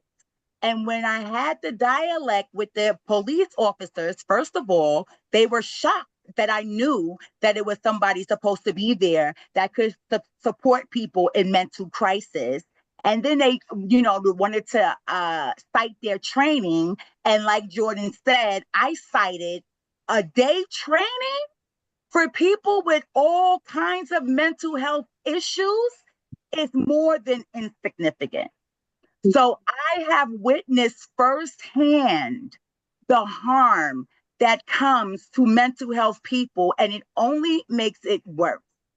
We are seeing a very big rise in people having mental health issues because of all the things. And we are not being met with care. We are not being met with services. We are being met with criminalization. So, Chair, yes, we do need a resolution. And, I would just encourage us as a committee to, work and to keep in touch with Jordan on this very important issue that certainly affects many of our community members. Thank you, Jordan. Thanks, Tanisha, and thanks for inviting me. I'm so grateful. I've reached out to other community boards after that, and no one has responded. And I've actually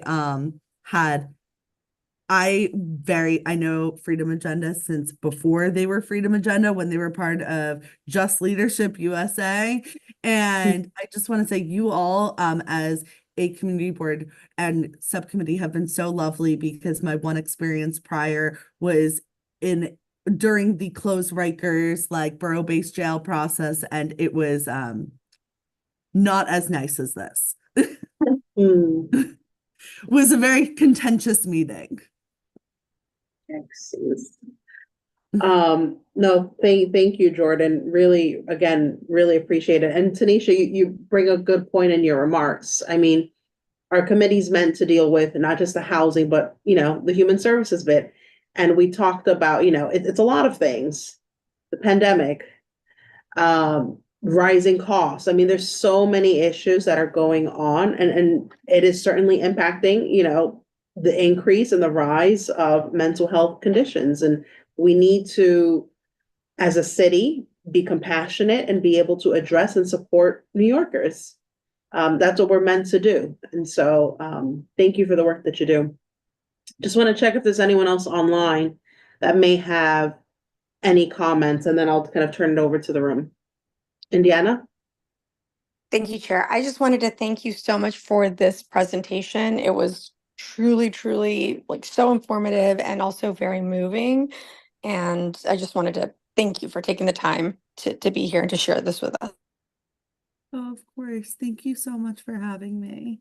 I really appreciate it. And like I said, I lived in Washington Heights on 172nd and Fort Washington for 2.5 years, and I left only because my roommates abandoned me for the pandemic, and I couldn't live in a 4-bedroom, 1.5 bath by myself.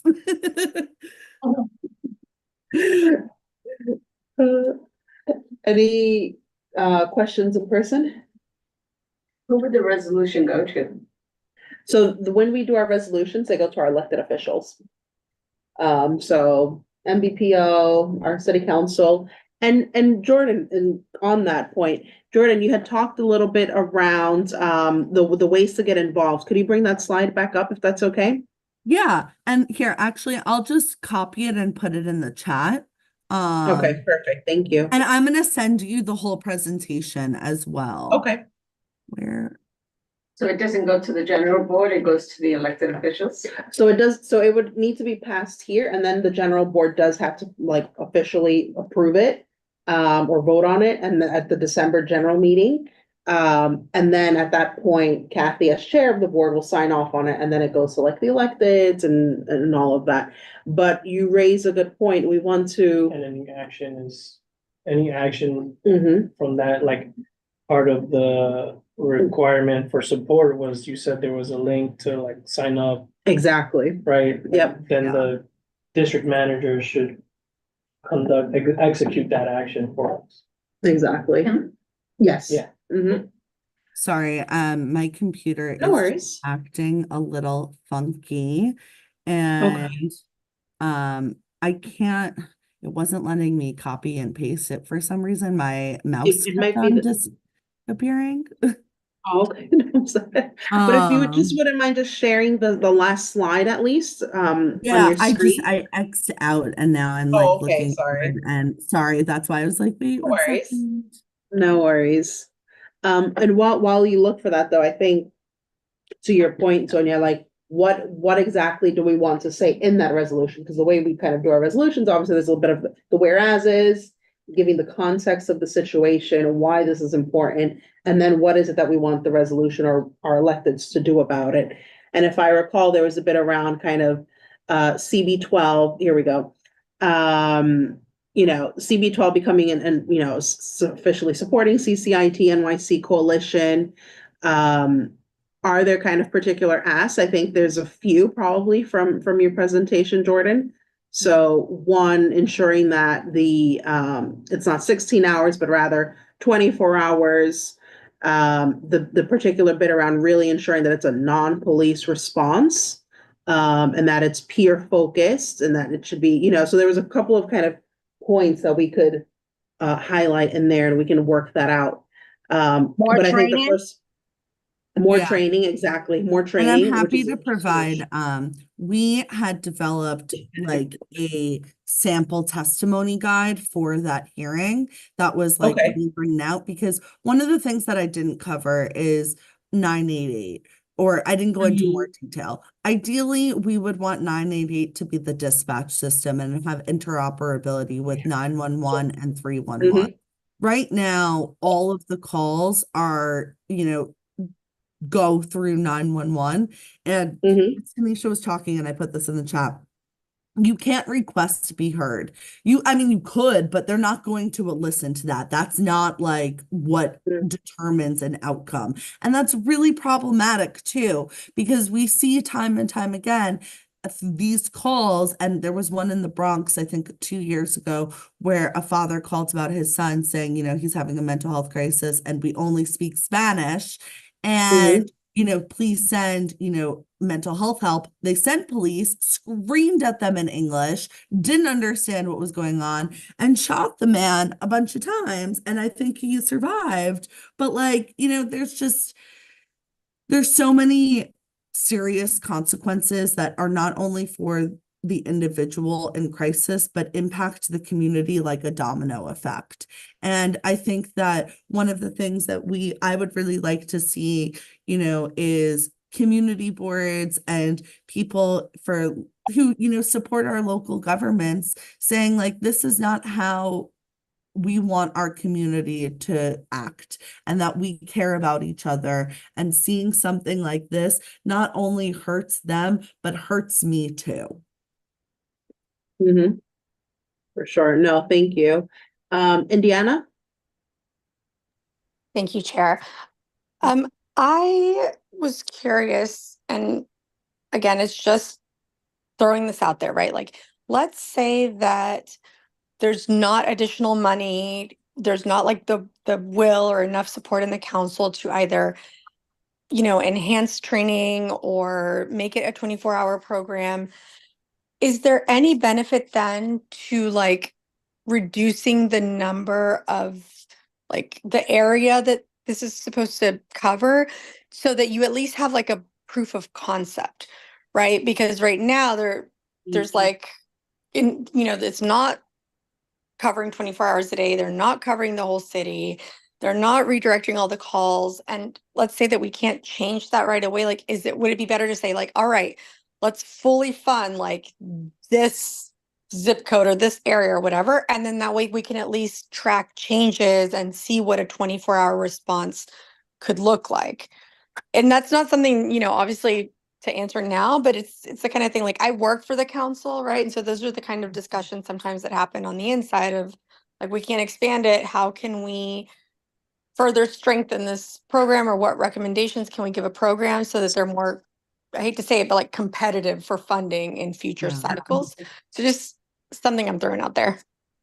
Indiana, it's really interesting you said that. So there's like, I'm going to give you a little tea that, is about our coalition. We've been having a internal debate over structures of the teams.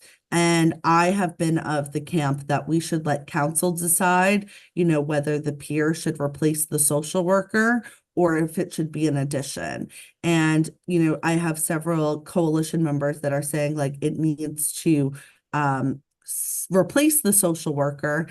And, part of that has to do with that we think the peer is the better option of who's responding, but also the part of this that's really thoughtful, or not thoughtful, but like makes sense, is that the city's not going to fund adding another person to this team when they're already struggling financially, right?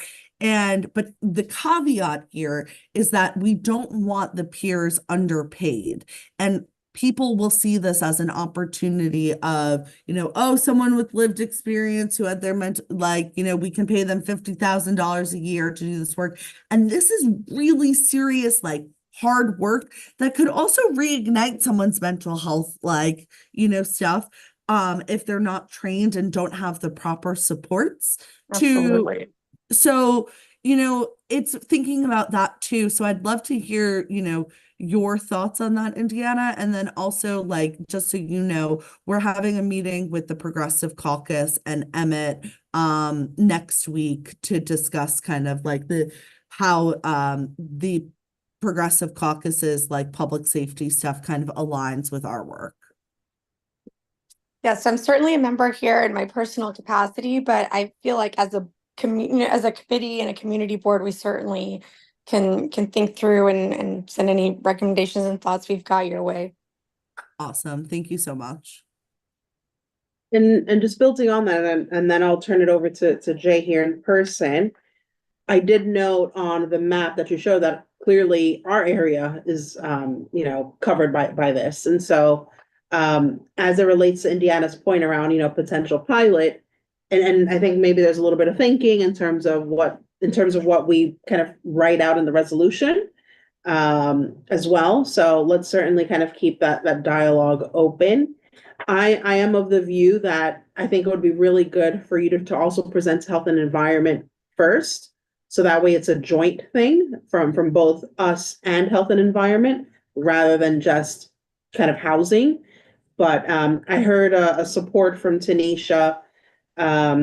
Would welcome the thoughts of John, Radia, and Indiana, and then I'll ask in person as well if you would support a resolution stating support for kind of CCIT NYC, what they're doing. Obviously, we'll need to kind of flesh out a little bit more what that looks like, but just an initial, if you could just, I see thumbs up, but I don't know from who. So if you could just say yes or no. I would support it. This is Indiana.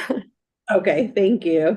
Yes, I would support it as well. And I also think, Chair, maybe we should ask Jordan to present to the Public Safety Committee, because this is definitely a public safety issue 100%. for our people who suffer from mental health issues. They are not safe. So I would encourage, maybe it can be a 3-way resolution. Even better. Yeah, I'm happy to go to all of them. Yeah, exactly. Sorry, go ahead, Oh, I'm Jordan. happy to present to everyone. Like, I'm Okay. probably gonna pop into that meeting after just to say like, hey, I think I should come in January so I can give them appropriate time as well. Um, you know, but yes, everyone, like the more the merrier. We have like 10 people on our steering committee. So even if it's not me, I could arrange someone else. And one of our steering committee members is a resident of Community Board 12 as well. He just was unable to make tonight. No, thank you for that. That was also in the back of my mind. And as you were mentioning that, Tanisha, then Sonia also said the same thing. She said, make sure we bring in public safety. And so I can connect you with them on email and make that suggestion. And so it would likely then be probably a resolution of a sort, probably in January, rather than obviously now, because I think it's important for them to hear from you or, you know, the organization first before we put something forward. And then just wanted to check with John and Radia, how, any thoughts? Are you supportive? Before I turn it over to Jay. Well, I think I see John that says yes, that would work. Hi, this is Radia. Yeah, I 100% support this resolution. I think it's long overdue and look forward to putting it all together. Yeah, same here. I completely support this resolution, especially since, like, especially in my job, I see people really losing or really having mental health deteriorations. They're surrounding their housing, so it's perfect. So yes, I completely support it. Great, thank you both. Jay, over to you. I just had two questions. One more of a devil's advocate, just to know how to respond to this. Of course.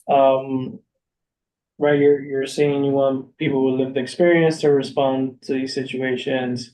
I'm 100% sure you've heard this argument, so I want to know how you respond to it. What about the safety of the social worker and the people that respond? Right, I think that's the main reason they keep including NYPD. So like, how do you respond to that when there is like that fear factor for people who do work and do this for a living and they have to show up, not know what they're gonna really show up to? 100%. So two things. One, NYPD doesn't show up with Be Heard. So Be Heard is separate. It's that because there aren't enough Be Heard teams, NYPD inherently responds to many of these calls that Be Heard could respond to in theory. Sometimes police does come after Be Heard is there if Be Heard requests it. And that's the second part, is we're not saying that police can never be responders. I'm not, this isn't, get rid of police. This is, police aren't the appropriate person in most situations to de-escalate this type of situation. And that it's really up to the person who's doing the de-escalation to make that call of like, do I feel safe? Do I want support? And then having access to it. So again, it's totally available. It's not that it's like off limits. It's that it shouldn't be that first line of response.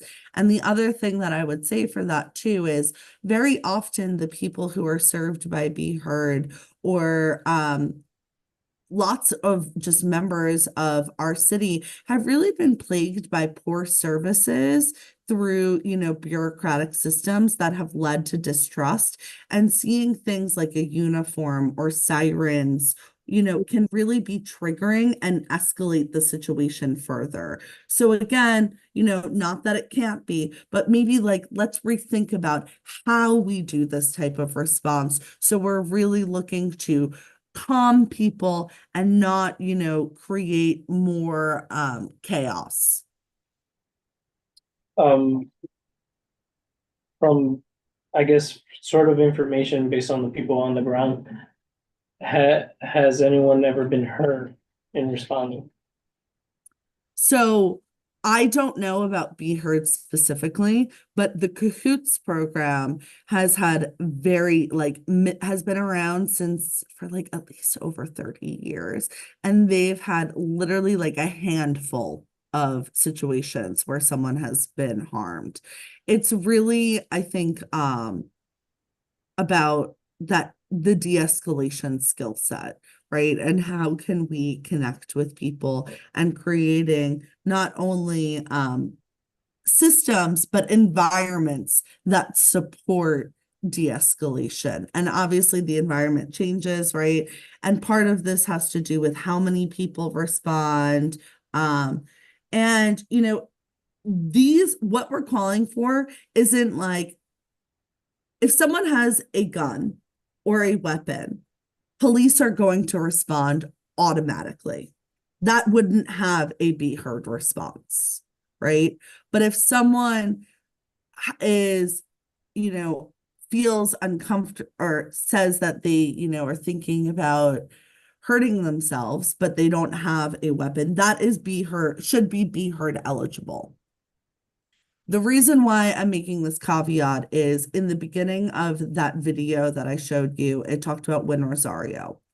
Win Rosario didn't get a be heard response because be heard didn't exist in his district. It was supposed to because it was supposed to expand, but it didn't because of budget cuts. The escalation of police there was so agitating to him that he picked up the scissors, which was considered the weapon, which is actually why they ended up unfortunately killing him, because when they tased him, it wasn't, you know, working, and he was so upset, and the mother physically like put herself in between. Again, it's not that it can't be the response or that it isn't appropriate in some settings, but I think that we've seen time and time again that it's a very precarious situation and you are walking a fine line. And I think it's about like, how can we support as many people as possible to create less traumatic experiences? I hope that helps. Yeah, and does anyone in your coalition like, so I'm sure you heard of On Point. Yeah. And so they do this thing where they go to roll call for precincts and kind of teach them about the work that they do. Does anyone in your coalition kind of do that similar concept to get, because I think you're completely correct in the fact that it should be people with lived experience, people who are trained to de-escalate. We ask the police time and time again to respond to so many things that shouldn't even be on top of their job duties, and they should be focusing, you know, on real violent crimes and things like that, instead of becoming the social workers that we could just pay social workers to do the job for. So is there anyone in your coalition kind of focusing on trying to shift because the NYPD, it would be your biggest ally if you can shift their mind and understanding the need for this? Yeah, so originally, like I said, we did CIT training, which is the training for police officers and corrections officers, where you basically get a peer or someone with lived experience to train the officers or help them understand like what it's like for them and what that's going through. That hasn't been super effective. The two police officers that were in the Win Rosario situation were CIT trained. It's, you know, like I said, it's kind of a precarious situation. I think that I agree. And I am someone who is really for like, how can we make non-traditional partners? And that's the strongest way to make a really like splashy coalition that makes a big deal. My concern is that when we've talked to NYPD and things like that, it's still a power struggle. And I think that they don't want to necessarily give up some of that power. And that even if they don't want to do that necessary work, or not necessary work, or necessarily that work, because of the nuances of some situations, like requiring a police response, I think it would be hard to get them as like a institution to endorse us. But I agree, it would be like phenomenal and so interesting and like so cool in the thought. Like I used to work on Pell Grant restoration for incarcerated students, and we were able to get conservative Republicans on board because we talked about like, you know, people are most successful when they leave our prisons, I'm sorry, when they're college educated and they can get a job and they can pay taxes, and like thinking about like what are the different ways that we can connect to people. And like I really love your question before, Jay, because you were talking about like devil's advocate, and like that's how we make stronger coalition and be able to change minds, is like I want to know what your concern is, so that way I have a really strong answer to it that also addresses your concern, so you're on board with me. Because I really think that like, sorry, I get really passionate about all of this. And I think about like the election too and what's happening, and it's not that everyone is so different, it's that we want the same things. Our issue is that we have different ideologies of thought processes of how to get to that end result. And then the last question, I don't know if you'll know the answer to this. How much does it cost to fund one entire team? Like, what's the total budget right now at the city level? Oh, you're current asking the hot team? question. And how much does it cost to have that one team respond? And we're talking about the current, they only work for 16 hours a day. There's IBO doesn't even know this answer. I've been trying to get this answer for like forever, because every time they do like peg cuts or come out with budgets, it's a like Frankenstein type budget, because there are so many different entities that fund it and they don't show all of them as one. So I get pieces of budget. I have stuff like from, FDNY and health and hospitals, but I don't have the NYPD portion. I don't have, so, and I've actually, the head of crisis services or director of crisis services through the Office of Community Mental Health is someone I went to college with. And I've texted her and asked her point blank, like, hey, how much? And she's like, hasn't given me an answer. So that's part of the issue. Are you saying that OMB wouldn't even know that answer? I don't know. I mean, like, we've been trying to get it like council, like I think like more people asking for about money specifically and questions, the better. I think that their data is really I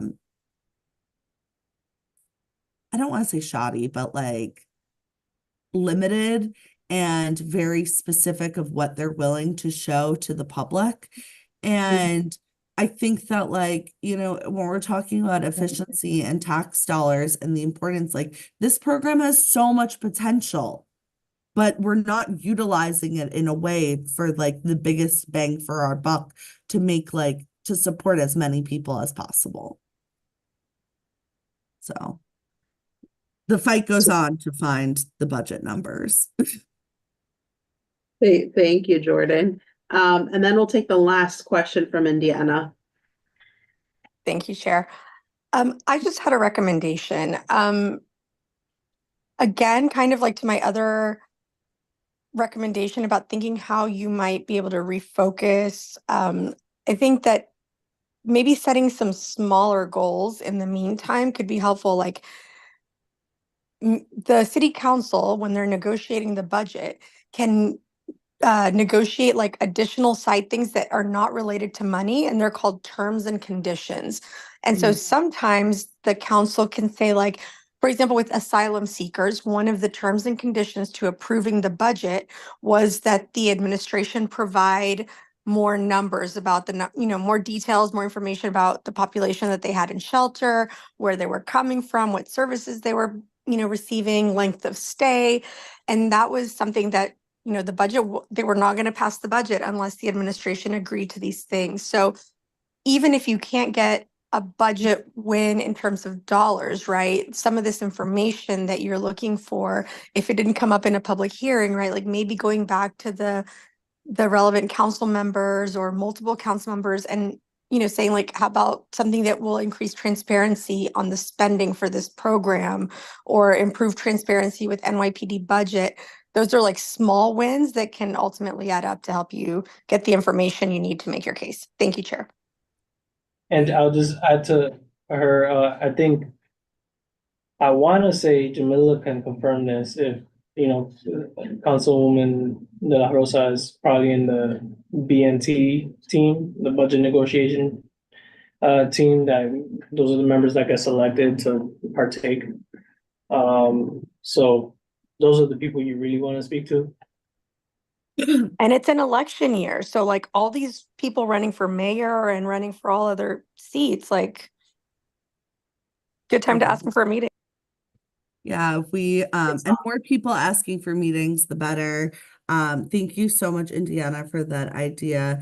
I've been trying to just just peers on the teams. Like that's like all I'm asking for. But I hear you on smaller wins on that too.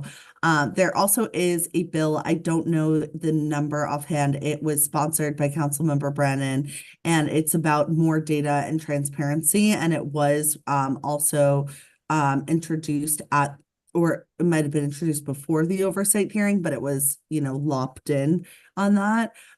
So there is a piece of legislation, but I don't know if it's about the financial end. I think it's more so about outcomes. And I can follow up and send all of that. Yes, please do. So thank you so much, Jordan, for your time. Looking forward to continuing working with you in terms of connecting you with Health and Environment and then Public Safety Committee as well. And so we'll certainly be in touch and looking forward to putting forward a resolution that comes from the three committees, pending that they'll hopefully also get on board as well, and engaging with you on and shaping that. So. Awesome. Thank you guys so much. I hope you have a wonderful night and stay warm. The winds are real brutal out there. Yeah, it was definitely cold coming in. Hi, everyone. Thank you, Jordan. Have a good evening. Thank you so much. All right. So now we will pass it over, just recognizing the time, it's 8:51. We do have kind of our monthly updates from electeds, but the only elected I see is Jamila. So Jamila, I want to pass it over to you in case you have anything for us in terms of updates from Councilwoman Carmen De La Rosa's office. Yes, hi, good evening. I'm glad I was able to join today's meeting. I know it's always hard because you guys have health, but there's also community events that I'm always at. But it was a really good presentation by Jordan, so I'm glad that I was able to listen to it. And like you said, Maria, once you guys pass it through the board, you guys can always follow up with a meeting request to present it, obviously, to Carmen and bring in Jordan to show her the program and see how on our side how we can assist. In terms of updates, I'll be quick. It is, like you said, almost 9 o'clock. I just wanted to share that Housing Connect is there's 2 new developments on the Housing Connect portal. Unfortunately, one of them is not feasible or what's that called? Affordable. There you go. For our community and for many people actually, like my peers, it's $80,000 and up. We met with this developer when they were in construction, and we did speak to them about that, the fact that that's a very high salary bracket. And we told them that it's going to be very difficult for them to rent it out. And we, advise them as much as we can. But they went through the AMI of the city, and they also built as of right. So it's not like we have much say in that, especially after the rezoning passed, which they were not part of the rezoning, but there was not much in in terms of our side. However, Tryon North, that's the name of the building that is next to the Eliza. So it's the public, the Eliza, the public library, the Eliza, and then Tryon North. Tryon North is now on Housing Connect, and that's the minimum is $30,000. So that a lot of our families do qualify for it. Some of them, it's kind of tough if you're like a single person, but we did get a lot of people come into our office already saying, oh, I got the notification. And we have a lot of seniors, as you guys know, that come into our office. And since we have trained them as much as we can to be on top of their emails. Now they're coming and saying, "Oh, there's a new housing. Can I please apply for us?" So it's working while the community is being educated, but also they're coming back and informing us. So it makes us very happy. And obviously, as you guys know, today the City of Yes proposal passed at the city council level. Yeah, I don't know if any other updates you want me to provide for that. I do have Freynette Familia on the call. She's our communications director who always cleans up my talks and can always fill in the blanks if you guys have any questions for the City of Yes proposal. Thank you so much, Jamila. No on the City of Yes proposal, because I did have a chance, or I don't at least specifically have any questions on it. I did look at obviously the revised proposal, which I think, as Kathy had mentioned at the general meeting, obviously looks very different to what we initially received back, in the spring. And so, yeah, do take a look if you haven't already, or if any of you haven't really followed that closely. So I do think there were a couple of wins. I think not everything, but in particular, the reduction of the UAP. So I think it was from 60 to 40% AMI, which is a win. Obviously we need more, but it is a win. And so we'll kind of take it where we can.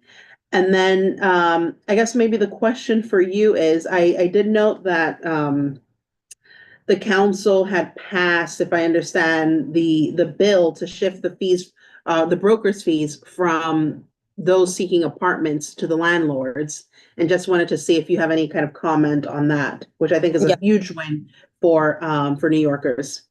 Yes, I believe, and again, Frey will correct me on this. I believe it passed last dated, which is about 2 weeks ago. From my understanding, it needs 30 days to go into law whether the mayor signs on it or not, or if the mayor doesn't sign on it, still becomes effective after 30 days. Again, Frey can correct me. But it did pass. I think it's a win for like our people, people who get swindled a lot. We have had unfortunately, way too many situations that have come into our office of people hiring brokers without even knowing and being asked for like 4 months of rent, right? So it's obviously hard for the broker industry, for the people who this is their livelihood. But yeah, I'm happy that it's passing for our people. And it's going to be the landlord's responsibility, so the landlord will have to hire that. Exactly. Yeah, so wait, go ahead. I can correct some stuff. So basically Please. right now it's on the mayor's desk, and he has a choice whether or not he wants to sign it into law or veto it. He knows he can't veto it. We have a no-proof majority. He has said that in public. He knows that the council is not going to back down on this one.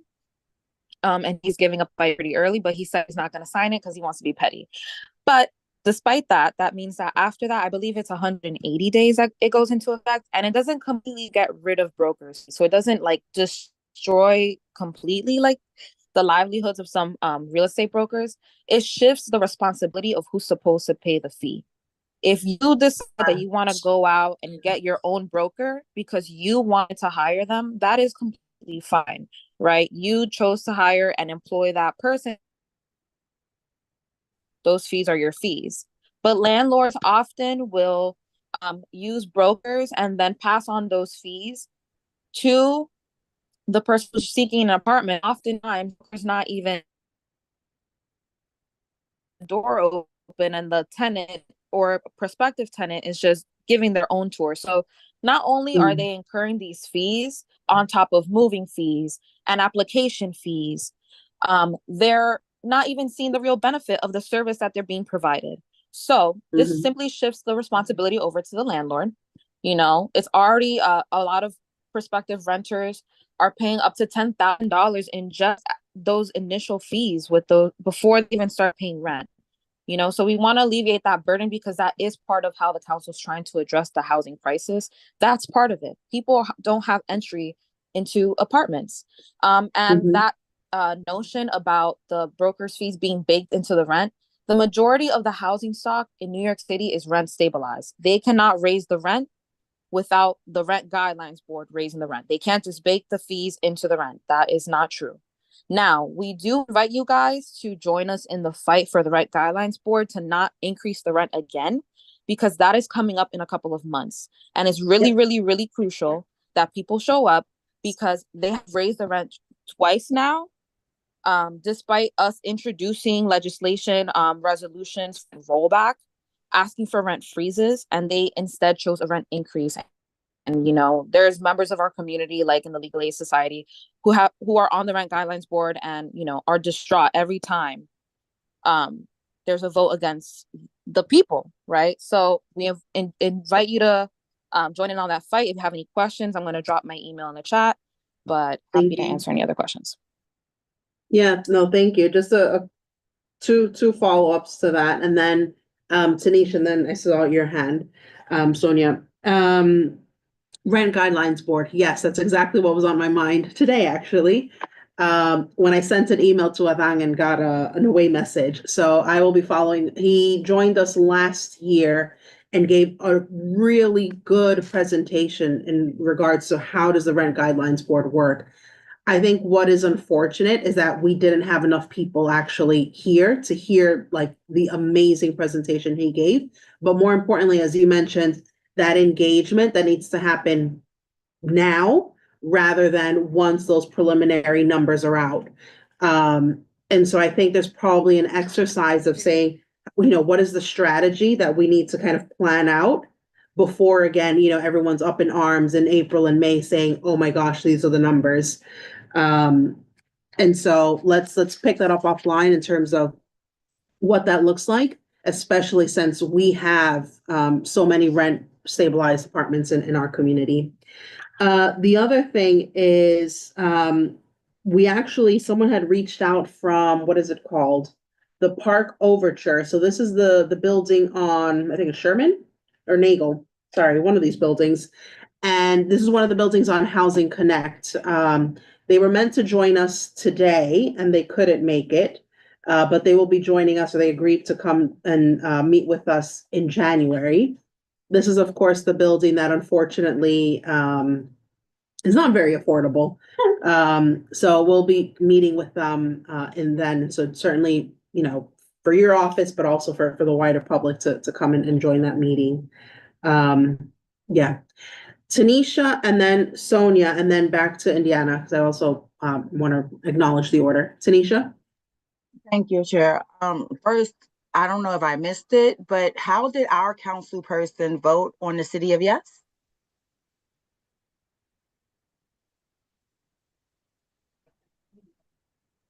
Sorry about that. I was trying to find the Zoom.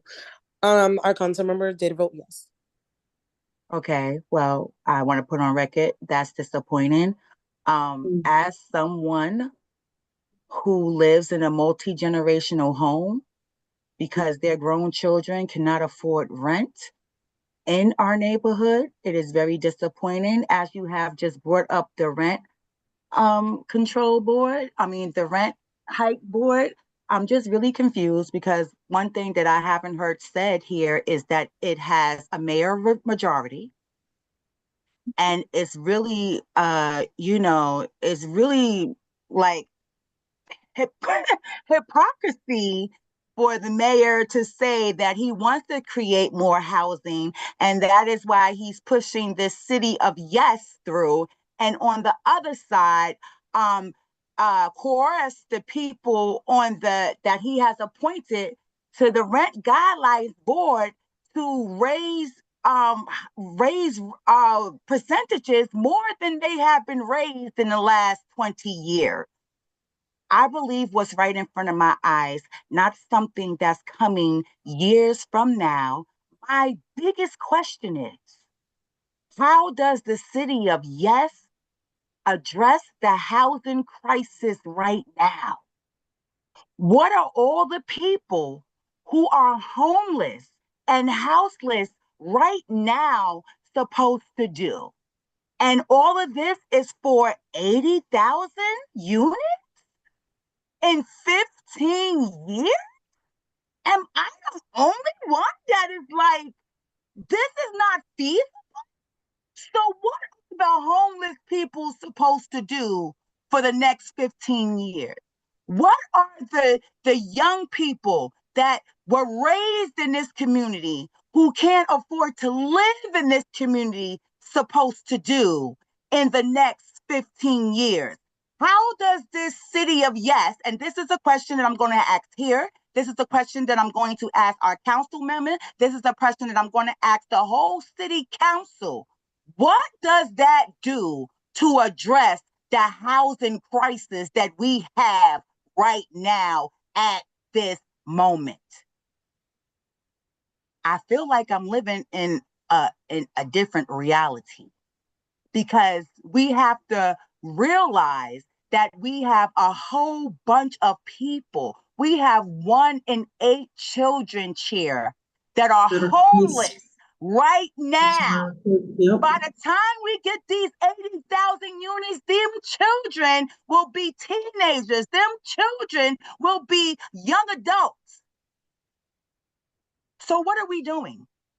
I'll leave it there. I will always push back on this, and I will always stand up and say that I am complete no on this city of yes, and it is not going to do anything for the housing crisis now, and I don't believe it will do anything for it in 15 years. Because in 15 years, it's going to be more people who need housing, and we have more than 80,000 homeless people right now.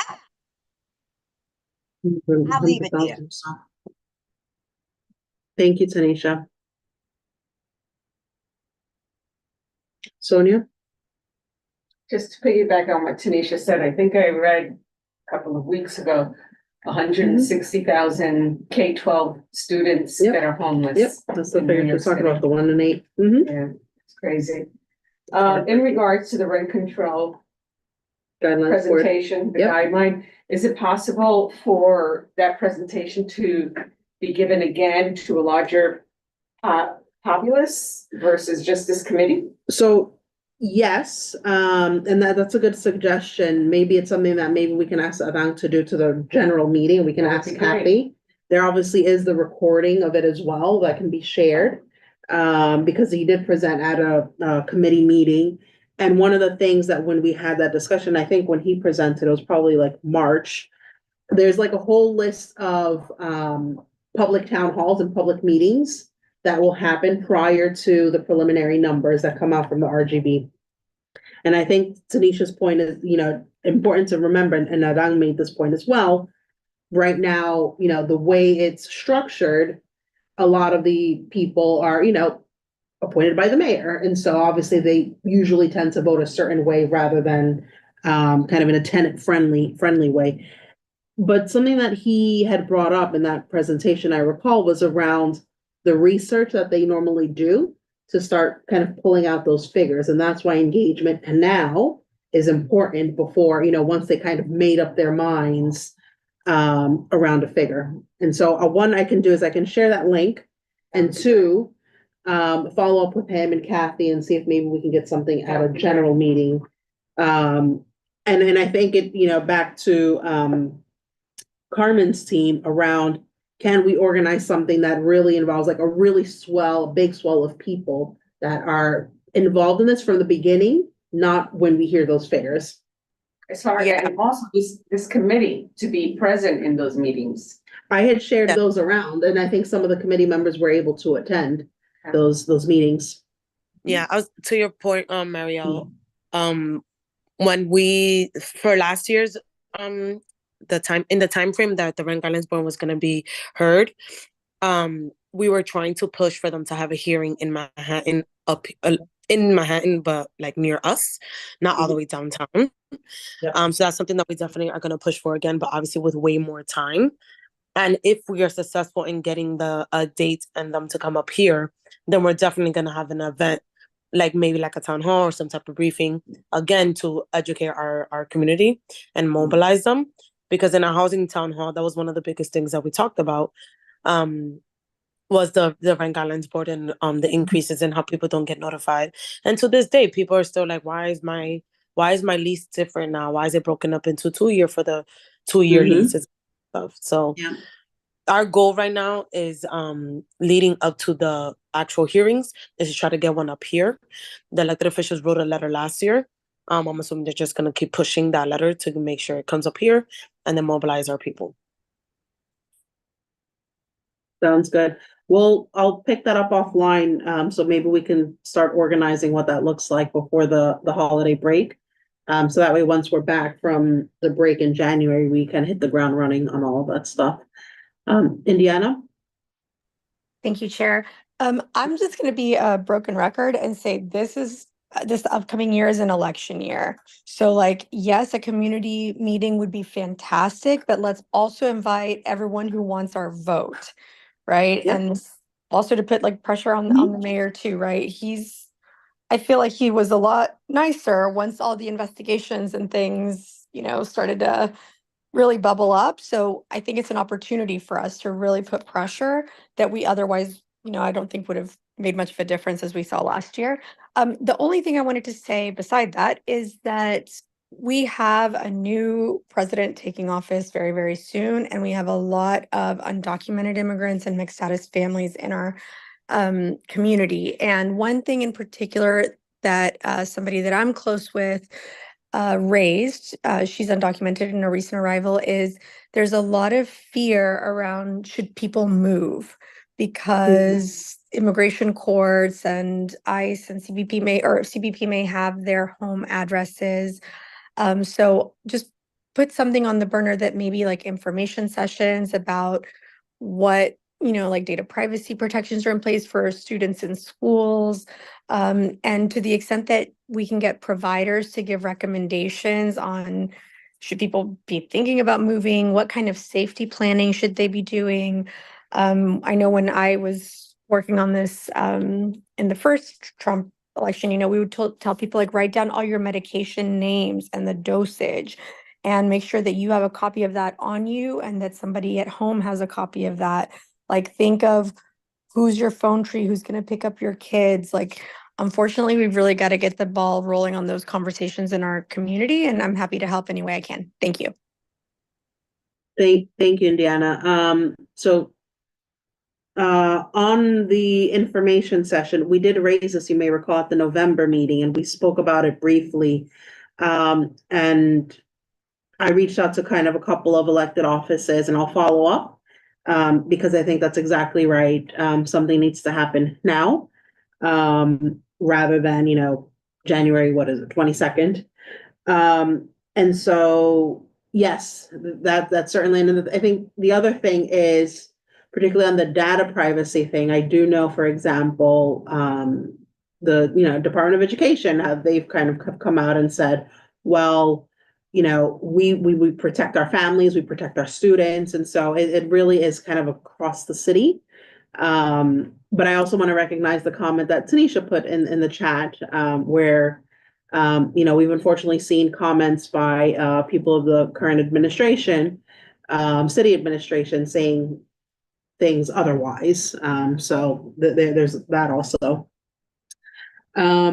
I want to see if anyone else has any other points for Jamila and the team. And if not, I do also want to acknowledge a point that Tanisha made for afterwards. I'll just say, I know this was a tough vote for your boss. But I think one of the things I appreciate about this aspect of the city of Yes is kind of making other boroughs build more. Because I think that's always been a problem. Yeah. Where people are stuck, like, I got my home, I don't want buildings near me. Yep. Meanwhile, we're overpopulated, we don't have enough space to expand unless we're gonna swallow up Westchester and claim it to be New York City. And destroy Long Island and make it New York City. It's in Westchester. We is not messing with them people in Long Island, Jay. So I'm actually, and you guys got the concession on the $5 billion investment, which is, I think, a good step forward. And I'm a big believer in it's better getting something than nothing. And I mean, in the history of what I've seen, the city council has pushed back on the mayor more than any other city council I've ever seen. We got a legislature where we'll never, at the state level, we'll never veto, overturn a veto, even though we have the votes to do it. Yeah. Thank you. Thanks, Jay. I also just want to acknowledge and lift the point that Tanisha made. I do think, and before I kind of come to that, I'm also of the view as Jay, something is better than nothing. Is the city of yes perfect? No. But it is something in the right direction. But I also want to, again, lift and acknowledge what Tanisha said around the housing crisis right now. Because there are people right now that need housing. And I think there's work for us to do there. So I don't want that to kind of fall on deaf ears, but that we're acknowledging that point. And I think as a committee, we need to do some work around what that looks like. What are some things that we can mobilize right now to address it? So just wanted to put that on the record. Anything? Oh, go ahead, Tanisha. Looks like you're muted. Chair, if I may. I just want to say that we have been made to have a mindset of scarcity. We live in the richest city in the world. Our state budget was over $230 billion. Our city budget was over $110 billion. We have the money. We have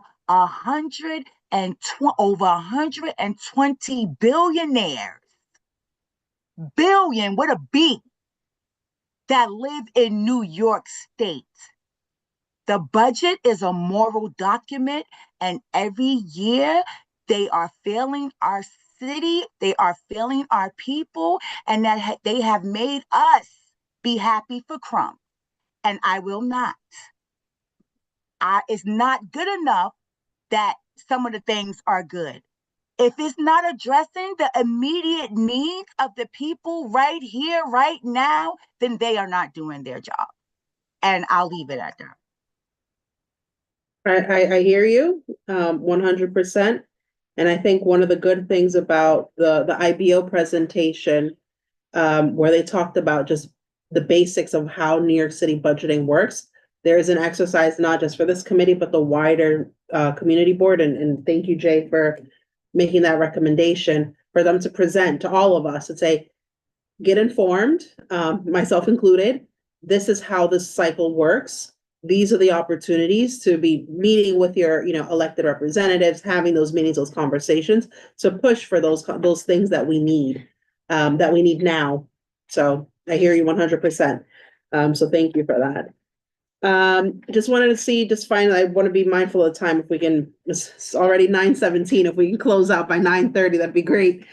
For Jamila and Carmen's team, just want to see if you have any other final points before we move on. No, I just want to say thank you for obviously having us on. I heard all your concerns and all the comments, and will definitely be share with the council member. Thank you. We then usually have kind of monthly updates from community-based organizations. There are none here today, but I do just want to quickly lift up one event. You may recall last month we had Freedom Agenda. They sent me an email. They're having their, it's a community rally on December 10th in front of City Hall. And they did kind of talk about it as well. So I'll share that around. Let me see if I can find the time for that in case people can attend. Let me see here. It is from 10:30 to 11:30 on the steps of City Hall. It's the Human Rights Day rally to close Rikers. So I'll share that along with everyone in case you're able to participate in that. And then the other thing that I want to acknowledge also is there's the We Act event that Senator Jackson's office is working with and with We Act, and I believe they talked about it at the November meeting, and that's on December 12th. From 5:30 to 8, where they'll be doing an energy bill assistance workshop and teach-in. So again, I'll try to get those flyers to all of you. With that, is there any old business? No, not seeing any. I just have one point. So I did mention to all of you that I was in touch with HRA. They weren't able to make it today, but they did say that they would look forward to joining us in January for a meeting. So something to look forward to in terms of presentations, both that one and then the one of the developer from the Park Overture. And then hopefully we can get Alang as well to come back from Rent Guidelines Board to talk a little bit more about how we prepare and organize moving forward. No business. I have something. Please. For public safety, Yeah, thank you. New York Fire Department, or the Fire Department of New York, reported that the greatest numbers of fires in this community had to do with the electrical aspects of the building.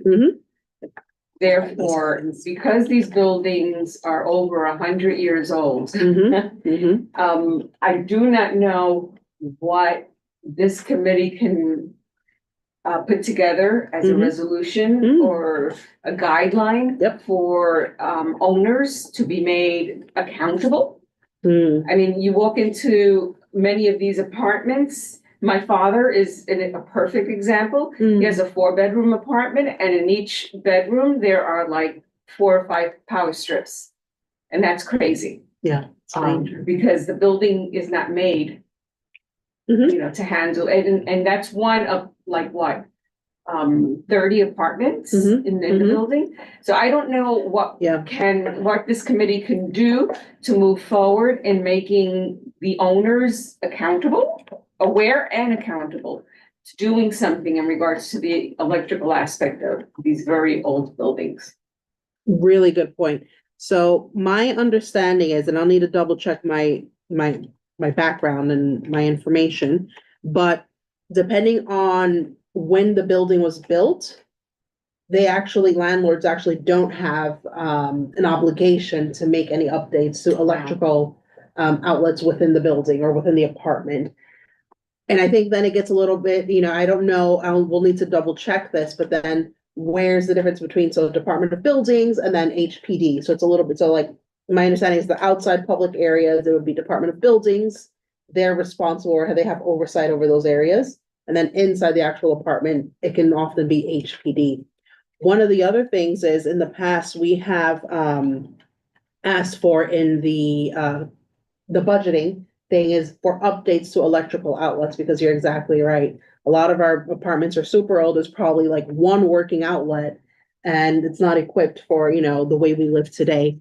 So I would certainly support a resolution kind of acknowledging that and recognizing that and saying that it's an issue. Let's first do our research and say, okay, well, where are the gaps? Are there opportunities here? That would be my recommendation. I think Tanisha put something in the chat. Yeah, big issue. Exactly. We need to keep people safe in their apartments. That's exactly right. Does anyone have any comments on that particular point that Sonia just made? And please add anything if I missed something.